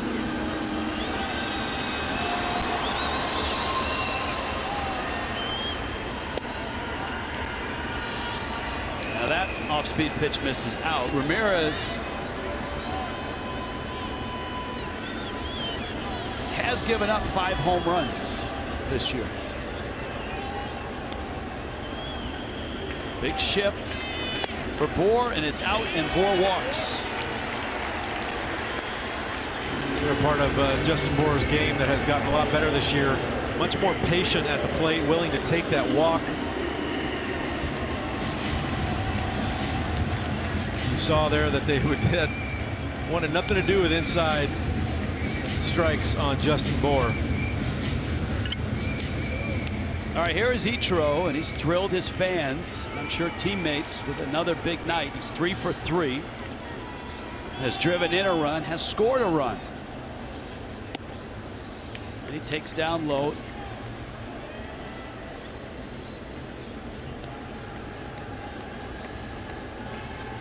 Just notice how comfortable Ichiro is in the box right now. First couple of bats tonight, you saw him take a number of pitches, which I know late last year we didn't see a whole lot of, swinging at a lot of just about anything that was in the strike zone. Tonight, 2 times he took 2 strikes to get to a 2-strike count and ends up getting base hits. These two guys teammates briefly in Seattle in 2012. And Ichiro guides that one foul. It's 1-2. So he is 11 for his last 14. Is that good? It is. That's pretty good, I think. And he keeps shaving numbers off that total, getting closer to 3,000. 41 away. Pulls it. Morrison has it and steps on the bag. Miami done in the 6th to the 7th. Nothing settled yet. 5-5.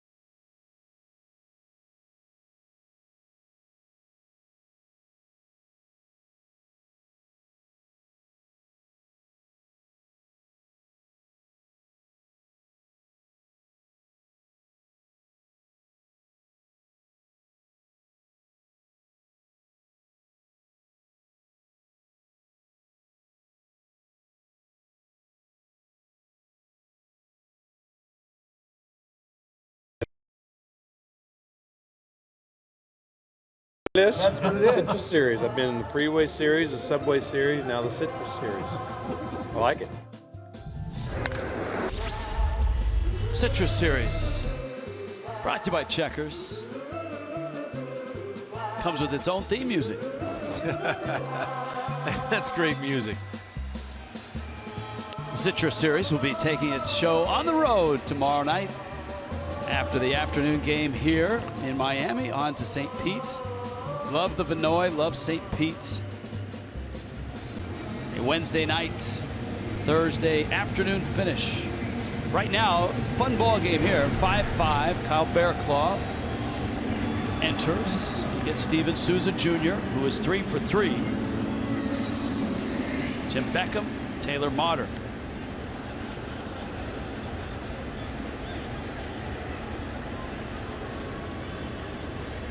Going into the 7th after 6 played, identical line scores, 5 runs, 10 hits for each team.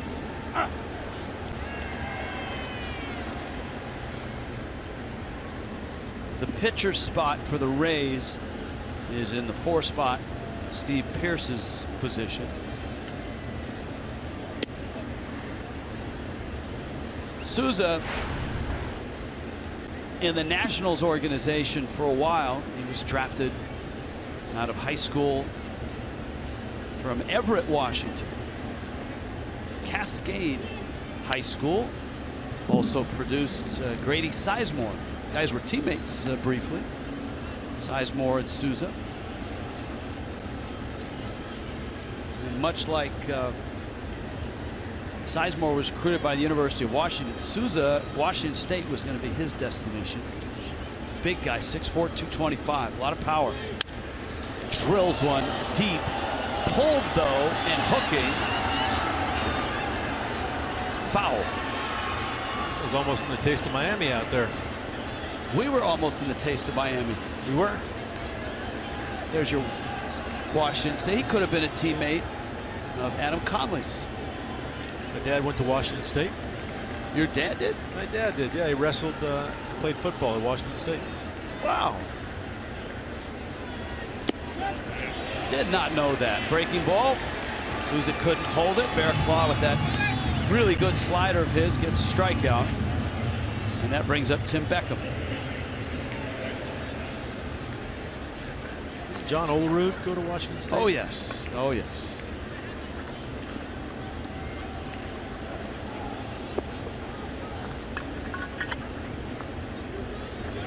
Aaron Seeley, John Olerud, Ron Say, Tom Niedenfuhrer. Breaking ball misses in to Tim Beckham. Rays fans will remember. Let's see. Now, you know what? Kevin Stalker went to Washington. Former Rays infielder.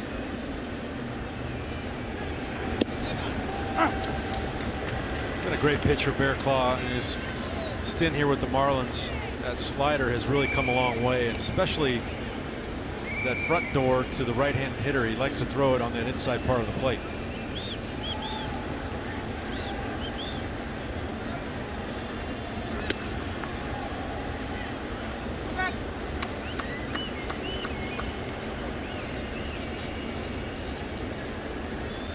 Count 2-1.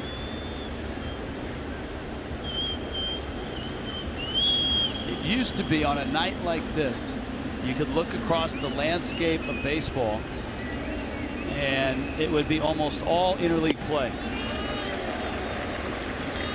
But of course, with the balanced leagues, with Houston's jump into the American League, it's interleague play just about every night.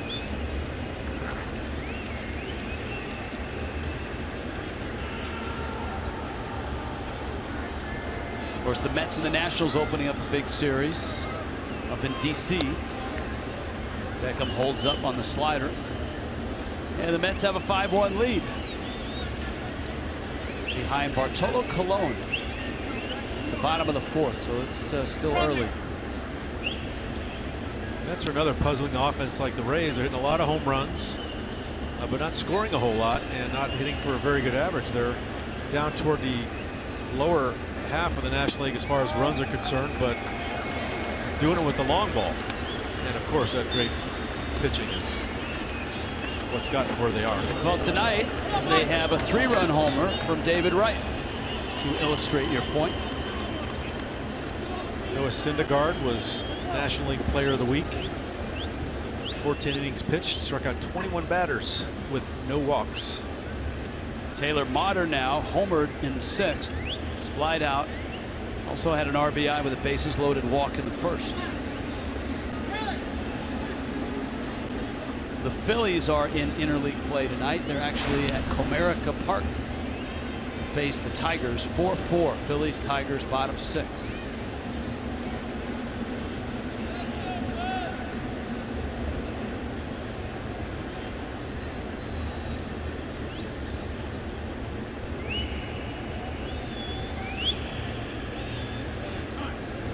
One of the things that Rob Manfred and Major League Baseball in actually talking about expansion. Major League Baseball would expand by 2 teams if it did, and that would bring an end to interleague play every day, because then all of a sudden you have an even number of teams in each league. That one's crushed left field, well hit. Ichiro back. It bangs off the bottom of the wall. Beckham's at third, coming home. Echeverria's throw, he slips. Runner scores, out at third base. And the Rays have the lead, have a night. Taylor Motter, his 3rd RBI of the night. This one a double. These Rays not afraid to tee off on fastballs. See another inside fastball here. That was a ball off the plate. Gets really good wood on that one. Cranks to the bottom of the wall there. Kind of hung up a little bit for Ichiro, and he had to go back and get it. If that ball bounces off a little bit, probably has a better play at home plate. But look at his family. Like we said, Jupiter area. Grew up not too far from Roger Dean Stadium, the spring home of the Marlins. Now the Rays are going to challenge that play at third base, that headfirst slide by Motter.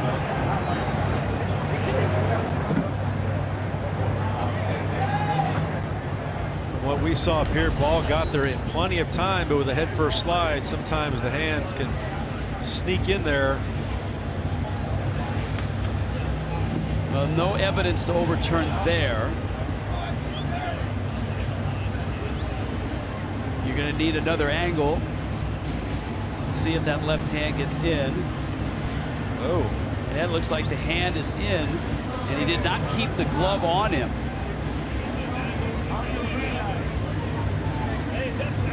Oh, looks like he may have. Yeah, I think he's out. When you really slow that look down, he looks out.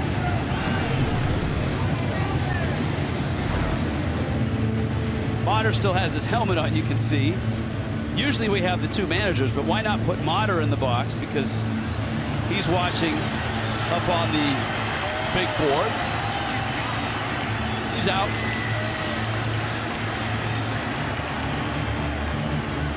So an RBI double for the Palm Beach native. Palm Beach Gardens.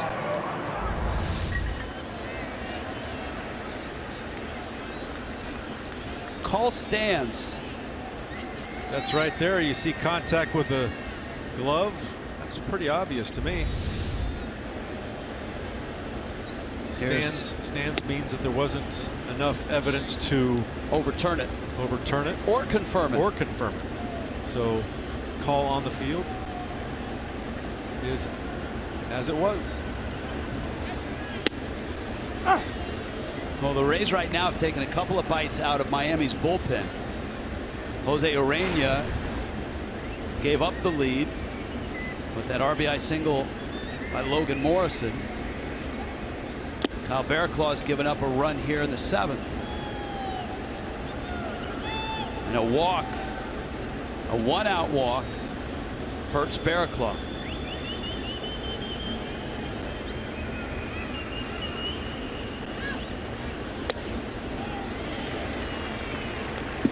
been bitten by that walk bug. You saw the walk to Beckham, ends up scoring. Has walked a batter in each of his last 5 appearances. 6 including tonight.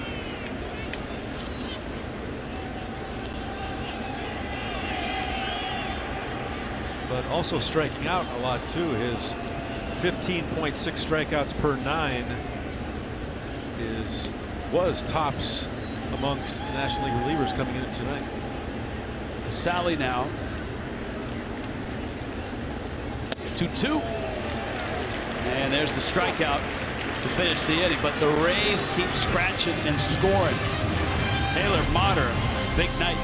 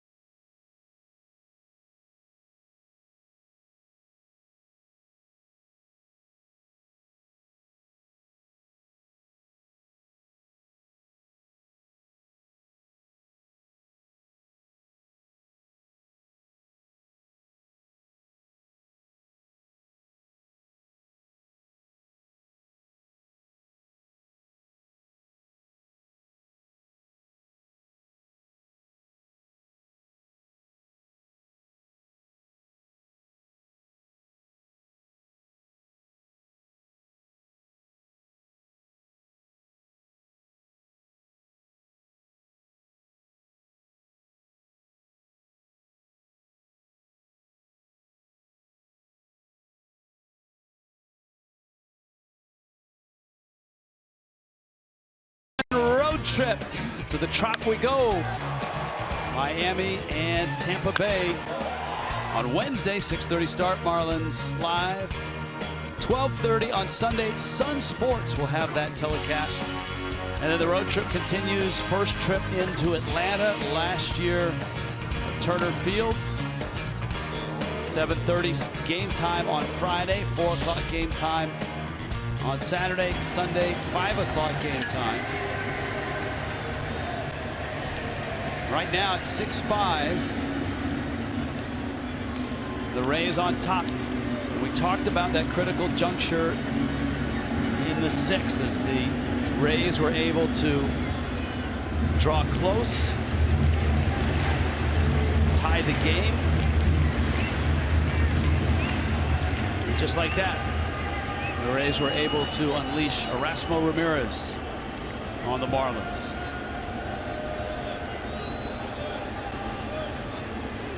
Martin Prado, fastball, strike.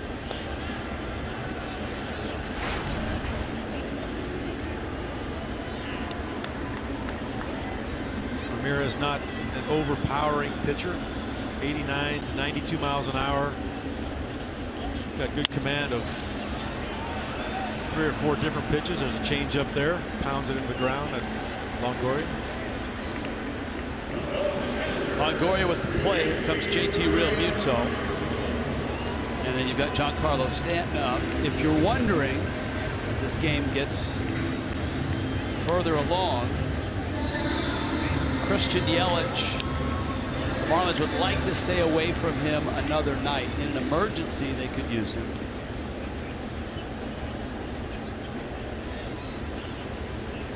But with the sweatshirt on, he doesn't look like he's...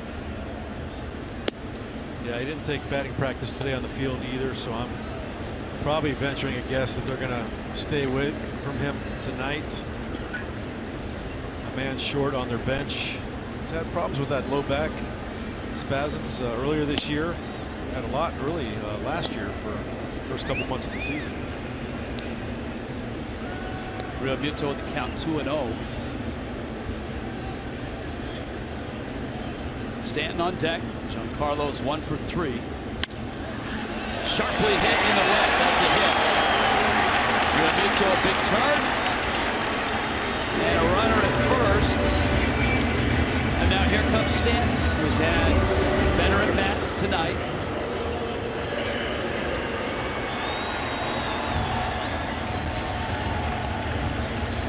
I think Stanton's last at bat was probably the best swing he's taken in about a week. We saw an outside fastball that he got around and put a barrel on and pulled for a 105-mile-an-hour single to left field. So that's a good sign for the big man. They really need to get him going in the middle of this lineup. And as we mentioned, if it hasn't been for Marcell Ozuna and the tremendous streak he's been on, Marlins might not be over 500 right now. So here's Stanton now. We got Realmuto at first. Ozuna is on deck. Big shift for Stanton. And Ramirez misses down low. See the outfield. Look how deep Jennings is in center field. He's about, what, 15 feet in front of the warning track? That's a lot of grass in between Jennings and the infield.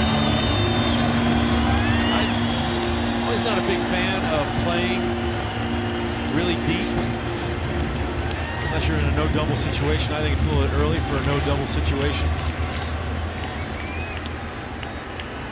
That leaves a lot of room for a bloop, a line drive to get down on the grass for a base hit. I think that pitcher would rather you take away a short single than have one hit over your head. Now, Casale didn't hold that ball. Stanton turned to ask Lance Barksdale, but it was a strike. It had plenty of the plate, and it was at the knees. That's a case of the catchers dropping the ball, making the pitch look a lot worse than it was. See, once again, Stanton going with the no face guard with a right-handed pitcher on the mound. Started that in his last at bat on Friday night.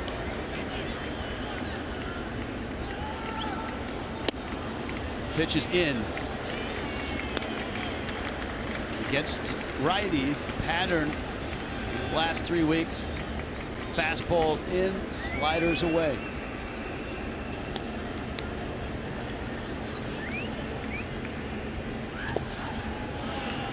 Three and one. Now, I mean, it's funny how the roles are somewhat reversed. Caps 3-1 to Stanton. Marcell Ozuna's on deck, and he's the hottest hitter that the Marlins have going. He's 3 for 3 with another home run tonight. But there's still a fear that Stanton puts in your heart no matter what he's hitting at the time. I say they go in off the plate with a fastball or back away with that slider. They aren't going to give him anything over the middle of the plate.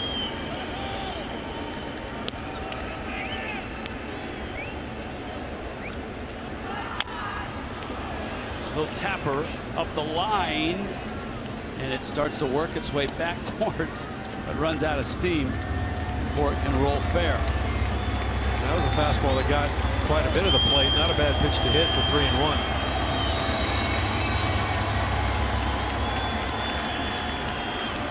Now I suspect to see a breaking ball.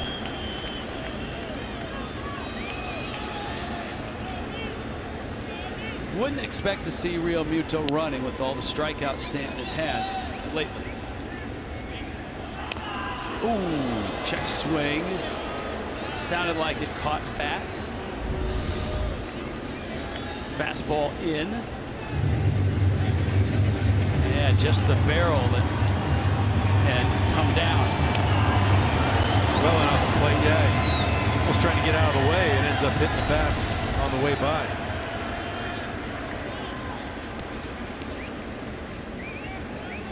Another 3-2. That was a good mistake there. See, set up off the outside part of the plate. This ball tails right back over the middle. This is really a fascinating matchup. One of the most effective relievers in the American League against a struggling slugger of the National League.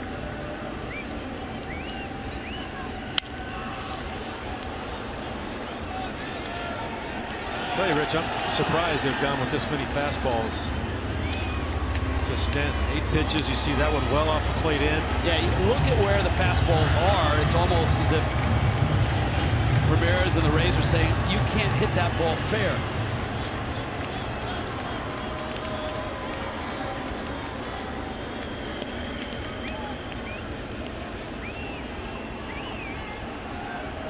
Runner goes, pitches low. Another fastball. He shook to that too. He put down an off-speed pitch. He shook back to a fastball. That's a good at bat, good patient at bat by Giancarlo. See, every little step, every time you get an at bat like this, you battle, you get a walk. The last one before that, you get that good line drive base hit. That adds confidence to your game plan, and you see him coming out of it slowly. Jim Hickey on his way out to the mound to talk to Erasmo Ramirez. In case you were not around in the 3rd inning, this was Matt Moore against Marcell Ozuna. A hanging breaking ball that Ozuna blasted to left for his 9th homer of the season.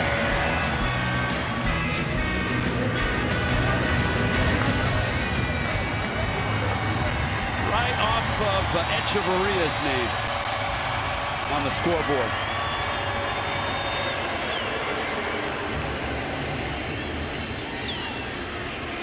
Single, homer, single.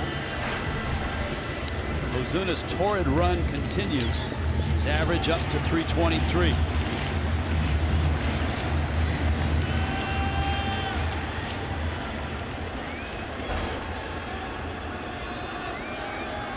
"36 hits since the end of April." Called strike.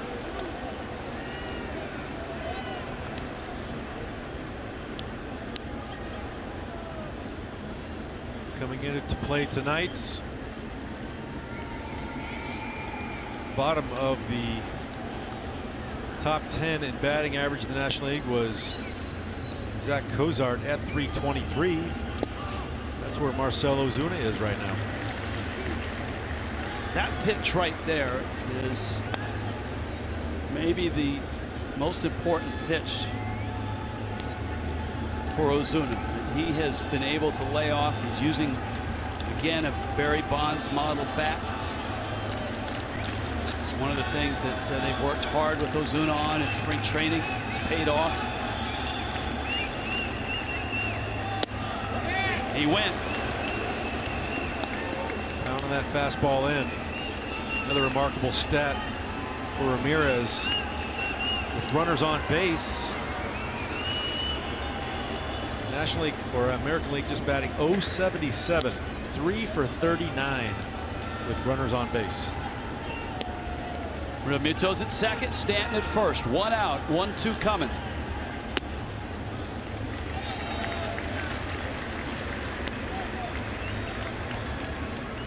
R.J. Anderson wrote a nice piece on CBSSports.com about Ramirez and how unique he is in the game. Here he is, 36 pitches in, his 2nd inning. This is how the Rays use him in the most important spots. 2-2. Ozuna fouls it at the plate. You know, a lot of times it's inning after inning, everybody gets an inning. But instead with Ramirez, it's whatever the Rays need out of him that night. Former starter, you can stretch him out if you want. As you noted, great at getting out of bases loaded jams. Ozuna lays off that pitch. 27 starts last year. Well, the Rays won 11 games as a starter. So you know he's got that endurance. Boy, he just does not give in and throw much into the way of the strike zone. That Stanton, the walk to Stanton was only his 5th walk on the season. 7th pitch coming to Ozuna. And he got him with a breaking ball. Big strikeout for Ramirez. He just alternated the entire at bat. Fastball changeup, fastball changeup. And that's a pretty good changeup in the outside corner after going in. with every fastball that he threw Ozuna.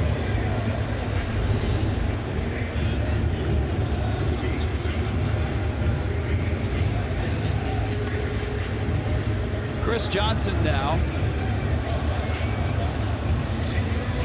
Johnson's walked, lined out, bounced into a double play. His first AB against a right-hander in this ball game. And as we noted, the Marlins can't be too creative with Christian Yelich and that lower back. Probably not available tonight.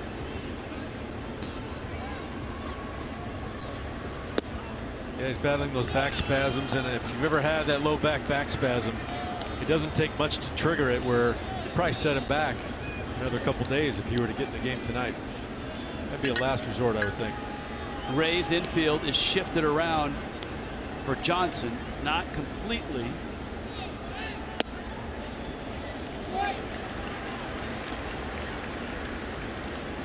All right, available Derek Dietrich, Jeff Mathis,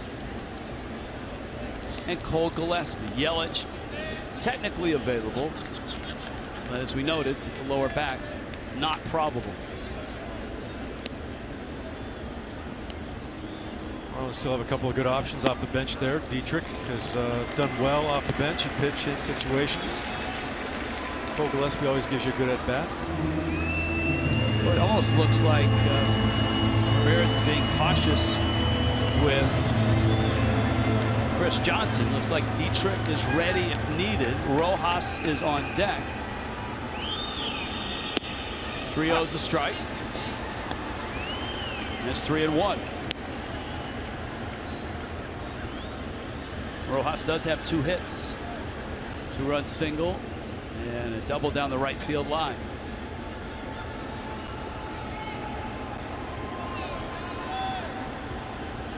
Realmuto still at second, Stanton at first.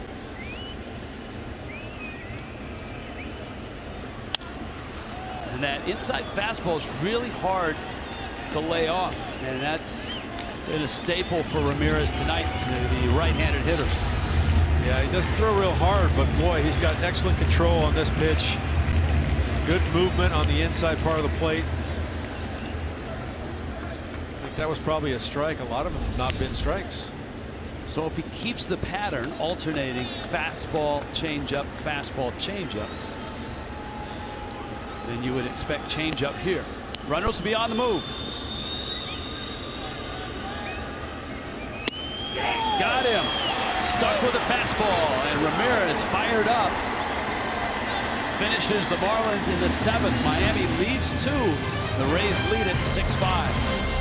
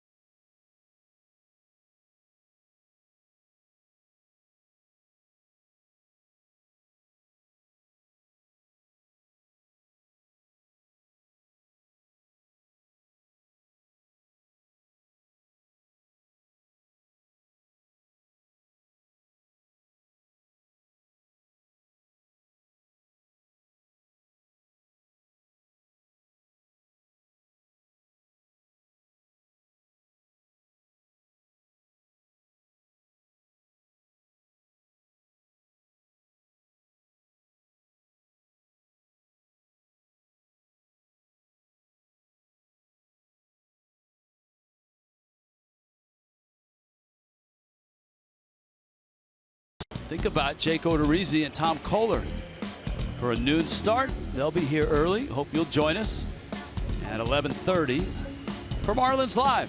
12-10 first pitch. Tom Kohler will throw it.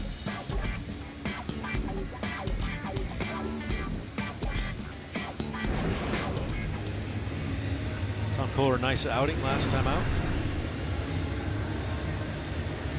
David Phelps for Miami. In a one-run game, Phelps comes on to pitch in the 8th. Rays got a run off Kyle Barraclough in the 7th. Jose Urena gave up the tying RBI single in the 6th. Wei-Yin Chen charged with 5 2/3. For the Rays, Matt Moore charged with 5 in his 5 innings. He gave up 10 hits.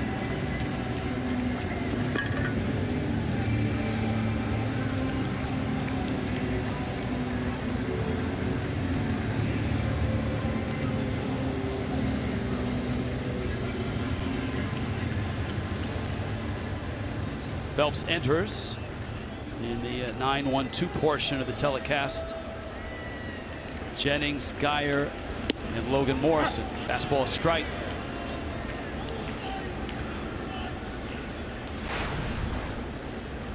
We've mentioned a lot about how David Phelps has really taken to this 8th inning role.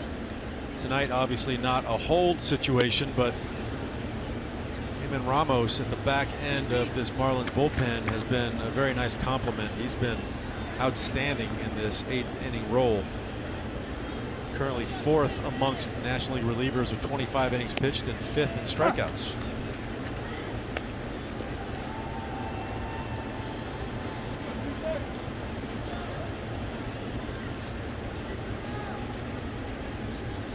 Well, it was an outstanding spring for Phelps. Marlins knew he could start, but also kind of liked him in the pen. And as April went on, his role gained a little more importance. It's funny how in the bullpen, as you're promoted, you're moved back. He went from a 6th or 7th inning into the 8th and has not missed a beat. Nice pitch there. Outstanding pitch, that front door cutter. Batter basically gives up on it. We got a little bit of help there, but that's a great pitch by David Phelps. He cuts that pitch on the inside. Jennings just basically gives up on it. He thinks it's going to be inside.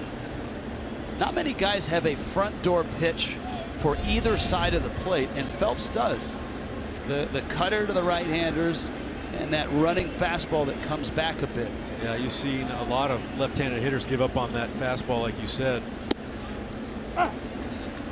That Maddox-esque fastball that looks like it's going to be inside, but it ends up breaking over that inside corner. Here is Geyer. Geyer's had quite a night. Single, homer, double, and he's lined into a double play. Boy, when you look at how Phelps last year, velocity-wise, 90, 91 miles an hour. Now as an 8th inning guy specialist, he's up 96. Stanton has it and holds it.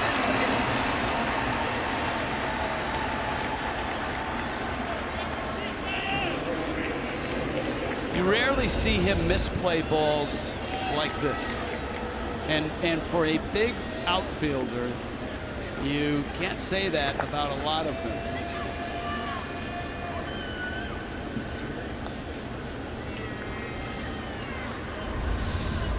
Yeah, Giancarlo has come a long way. I remember the first couple of years out in the old stadium, you'd see a few miscues or mistakes early in the season. He really got honed in the second half, but now, right from the get-go, he's been in contention for that right field Gold Glove in the National League for the last few years. Of course, when Stanton arrived in the big leagues, Logan Morrison also coming up alongside Stanton. Morrison now 28.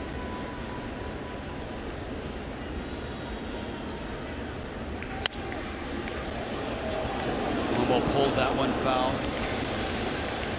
was a highly regarded prospect for the Marlins. Boy, when he was in Double-A, they thought he was going to do big things here in Miami. And you know, if he had not injured his knee and tried to play through it, you know, sometimes you criticize athletes for not playing while injured, but Lomo wasn't that guy.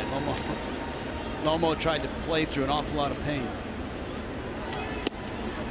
Maybe, well, one of my favorite games to call in Marlins history, this is my 12th year, was a game up in Milwaukee when his father, Tom, who was battling cancer, was able to watch him play in the big leagues. He couldn't fly because he had lung cancer, non-smoking lung cancer, and he had to take a train all the way up to Milwaukee to watch Lomo.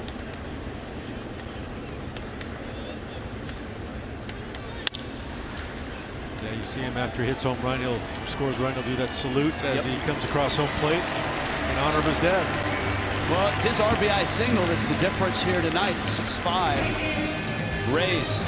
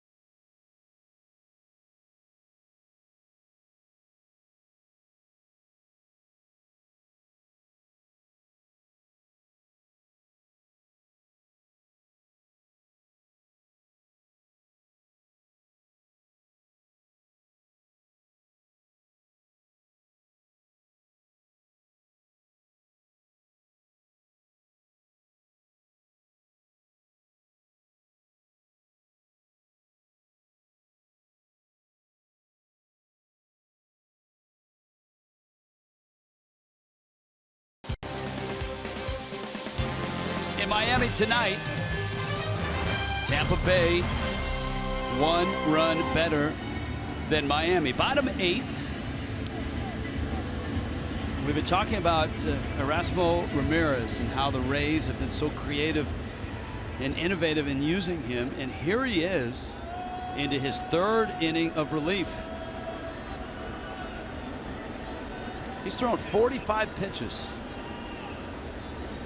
Miguel Rojas, fastball for a strike. Danny Echeverria, and then the pitcher spot for Miami. You can see how Ramirez now, going into his 3rd inning of work, leads all National League leads all American League relievers in innings pitched. In the hole, it's short, long throw. Rojas beats it. Motter got his glove to it and got the throw off. But an infield hit opens the 8th.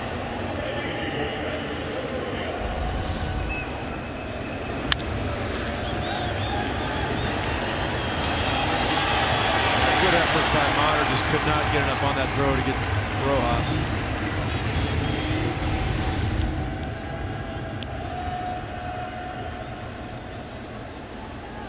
There is a lefty in the Rays pen, and he's ready. So Gillespie emerges on deck, but you've got to know that Dietrich is heated up and ready to go if needed. Ramirez 78-mile-an-hour off-speed pitch for a strike.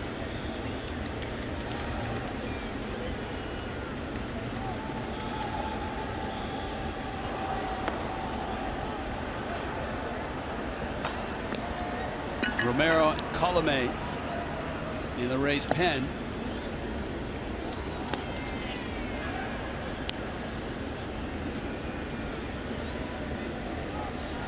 Jeff talked about Any Romero and the year that he's had. Alex Colomé, very, very good, a 1.47 ERA.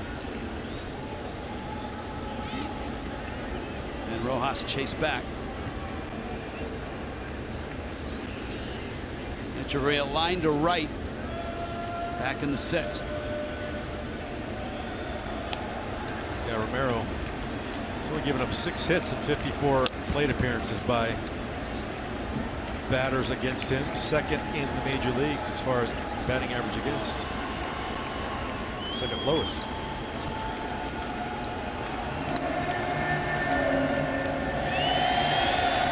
.50 pitches now for Ramirez in this game. What a valuable piece to have in your bullpen. He can throw 3 innings, 1 inning. Great situational reliever. Almost, almost caught Echeverria there with an up and in fastball. This was pretty close. See his reaction out there. He did not mean to do that. Ramirez, 9 relief appearances of at least 2 innings.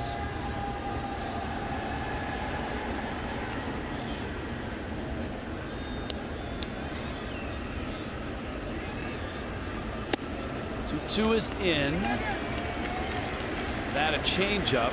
Well, there's Yelich. Yelich on the step.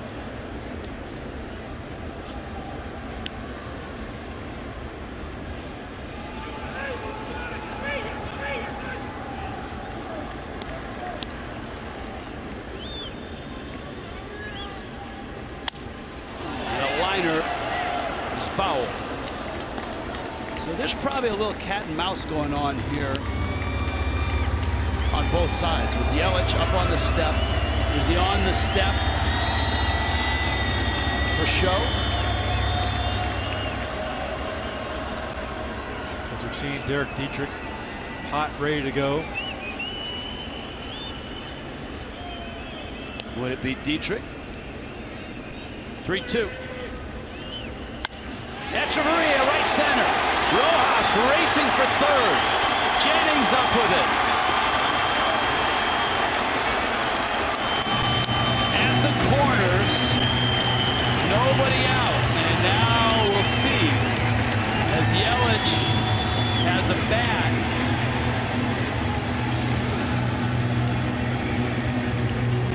And Yelich has been announced.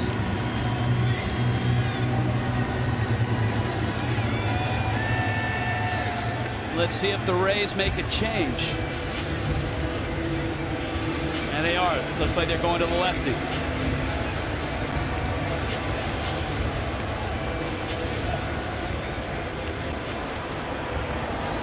The question is, if Yelich was only up for show, will it be Gillespie who hits against the lefty? Because Gillespie was not announced. We'll find out when we get back. Kendall Toyota called to the pen.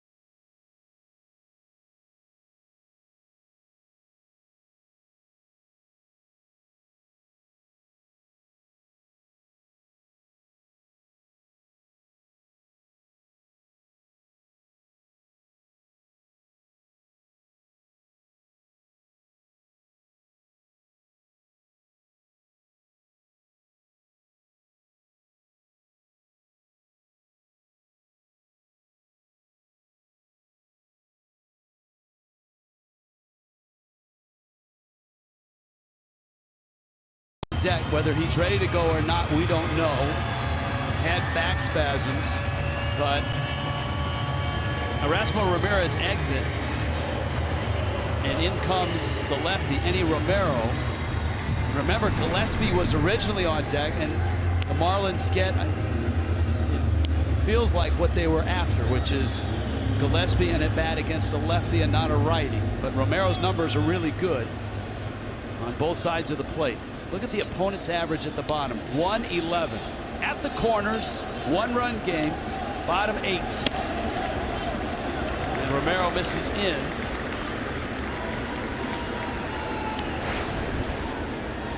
Romero is a power lefty, fastball mid-90s. You see a 90-mile-an-hour cutter for the first pitch there to Cole Gillespie. He's retired 20 of the last 22 he's faced.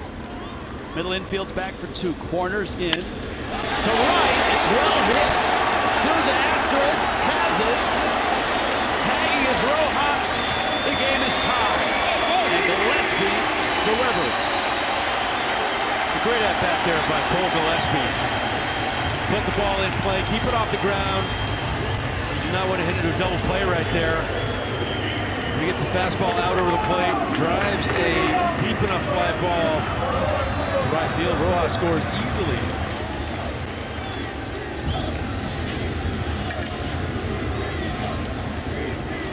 Echeverria still at first, and here is Ichiro to face this lefty, Enny Romero.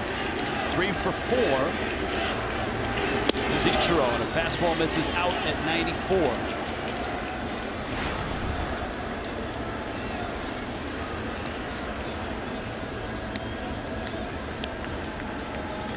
.11 for his last 15 is Ichiro. Ichiro to right field, that's a hit. Echeverria on his way to third. Ichiro holds at first. Unbelievable. 4 more hits for Ichiro tonight. And they said he couldn't turn around a fastball anymore. This is 94. Middle to middle in, and he smokes this down the right field line.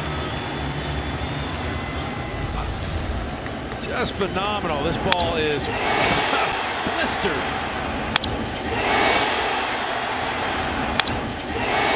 And Rich, how about this stat? That's his 53rd 4-hit game career. My goodness. 53 times he's had 4 hits in a game. That is remarkable. It's 12 for his last 16. Pitching change coming, I think. Kevin Cash is at home plate. Looks like a double switch. Colomé is coming in. Prado is the hitter. And the Marlins have tied it here. Wheels turning. In a 6-6 game, West Kendall Toyota called to the pen.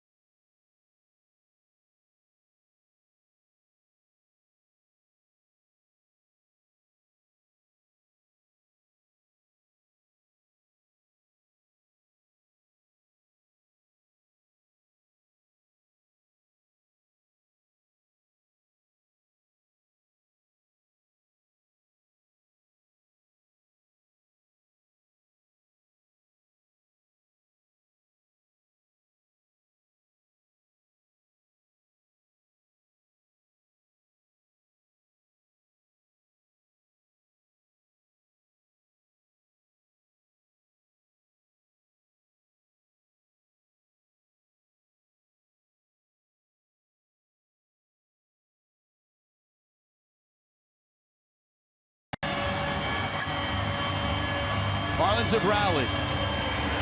The 3 hits in the inning. Brad Miller in and short, and that pushes into the outfield Taylor Motter. So Motter will be in left, and all that to get Alex Colomé in the ballgame.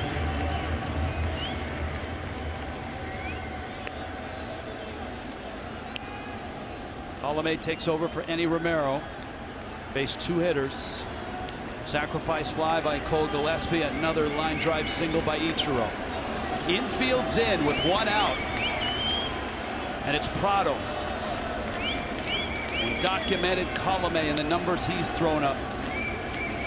A 1.47 ERA.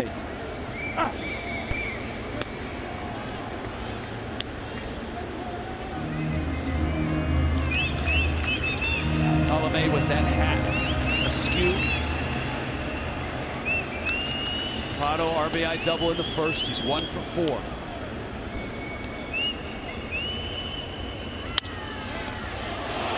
Colomé, run will score. Out at first.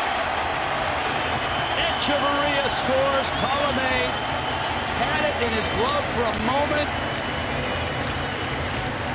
The Marlins get a break and a run and lead it in the bottom of the 8th. Boy, talk about a break.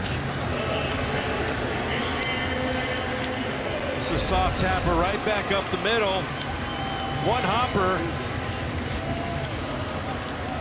Going on contact at third base. Good call. Good base running by Echeverria.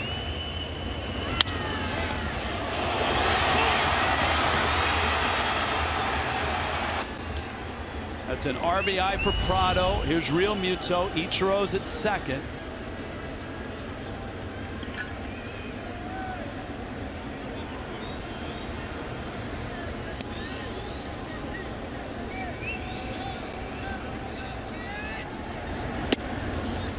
Fastball up. We've seen a little bit of everything tonight, Rich. AJ Ramos, Miami's closer, getting loose. But from the very start, the Rays got 2 in the first. Marlins got 3. Rays tied it up. Marlins took the lead. Rays came back, tied it. Miller on to first to get Real Muto. Marlins rally and have the lead going to the 9th.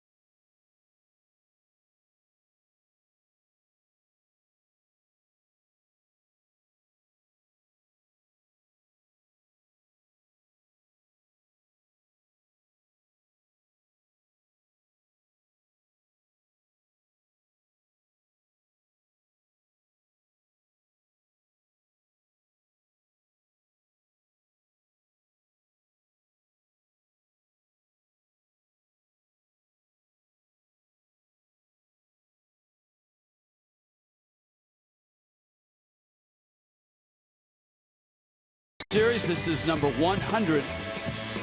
Rays have a 51-48 advantage. And as we talked about at the very top of the show, the Rays have won 8 of the last 11 and outscored the Marlins a bunch.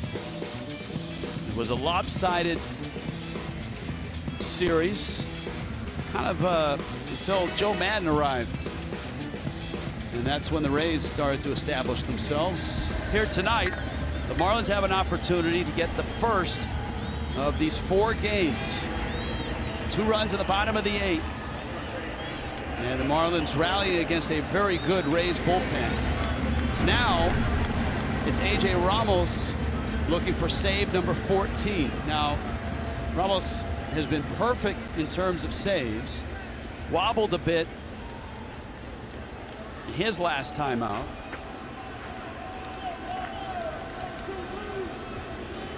And he gets Evan Longoria, Brad Miller, first pitch is strike, and Steven Souza Jr. All 3 are capable of tying this ball game with 1 swing.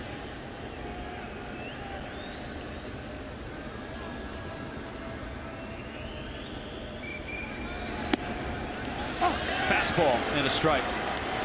Now we've illustrated the fact that A.J. Ramos, when in the strike zone, he's got 4 pitches that he can call on at any time, that he can throw in any count.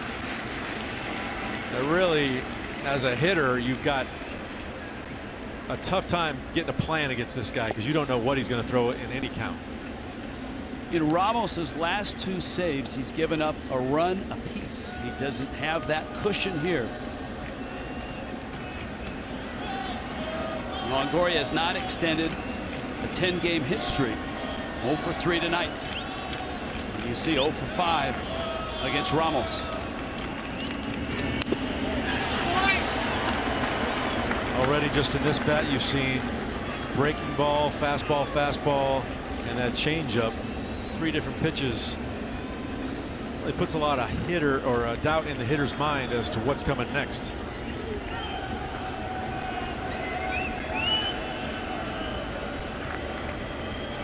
So the velocity on the fastball there, last one 94, so you have to be ready for a fastball. He tries that inside the curveball there, kind of hangs up and doesn't break.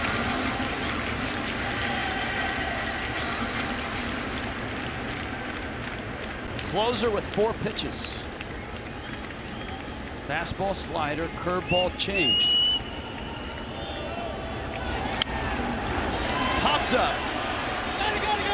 Prado, first out.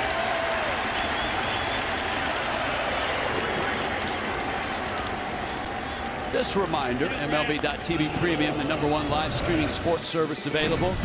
Every out-of-market game is live in HD on over 400 supported devices. MLB.TV Premium includes a free subscription to At Bat Premium, the #1 app for live baseball. Blackout and other restrictions apply. Visit MLB.TV for details. Here is Brad Miller.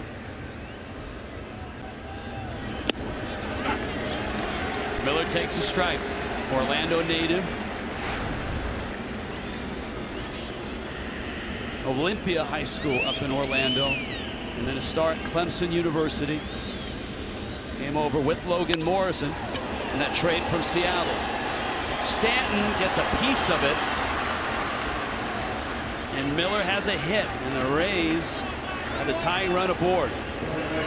Giancarlo looked more goalie than right fielder. Yeah, he's trying to make a decision whether to go for it and trying to catch this ball, and it checked up on him. And thank goodness it's the heel of his glove right here. Whew. If that goes to the wall, that's a triple. Now Souza.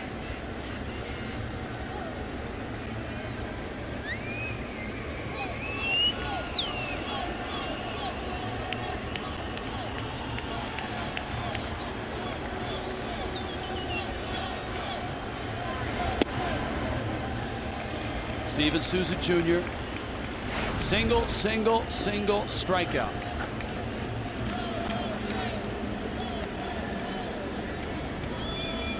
Haven't seen too many ground ball outs tonight by the Marlins pitching staff, but I'm sure A.J. Ramos would love to see one here.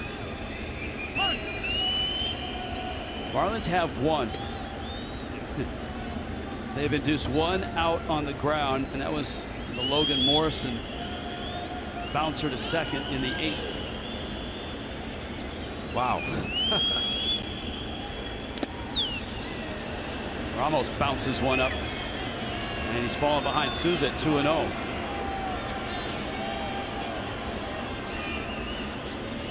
9 home runs, and remember, the Rays have hit more homers than anybody in baseball.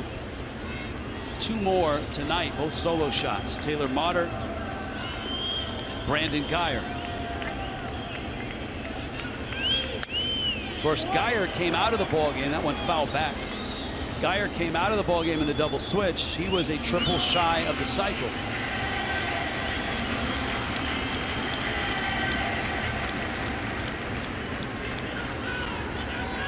He came out first inning, first pitch, swinging and teed off on Chen.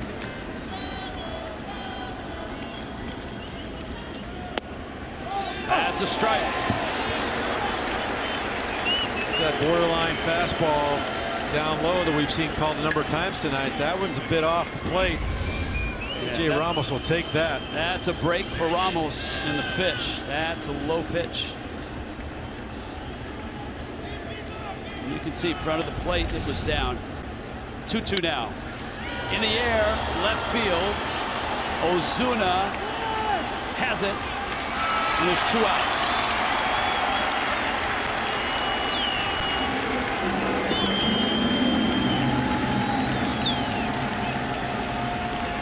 Marlins Live brought to you by Checkers. After the game, Craig Minervini, Carl Pavano, Marcell Ozuna, and Ichiro stay hot. Clubhouse reaction. Don Mattingly's thoughts. Corey Dickerson will hit for the Rays.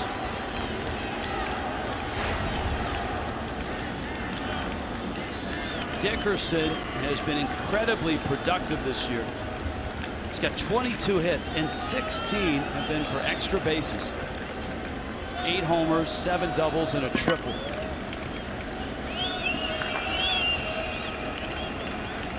That being said, he's hitting $180. So when he does get a hit, it does damage. And he does not get cheated. Boy, he came out of his shoes on that swing there of that outside fastball.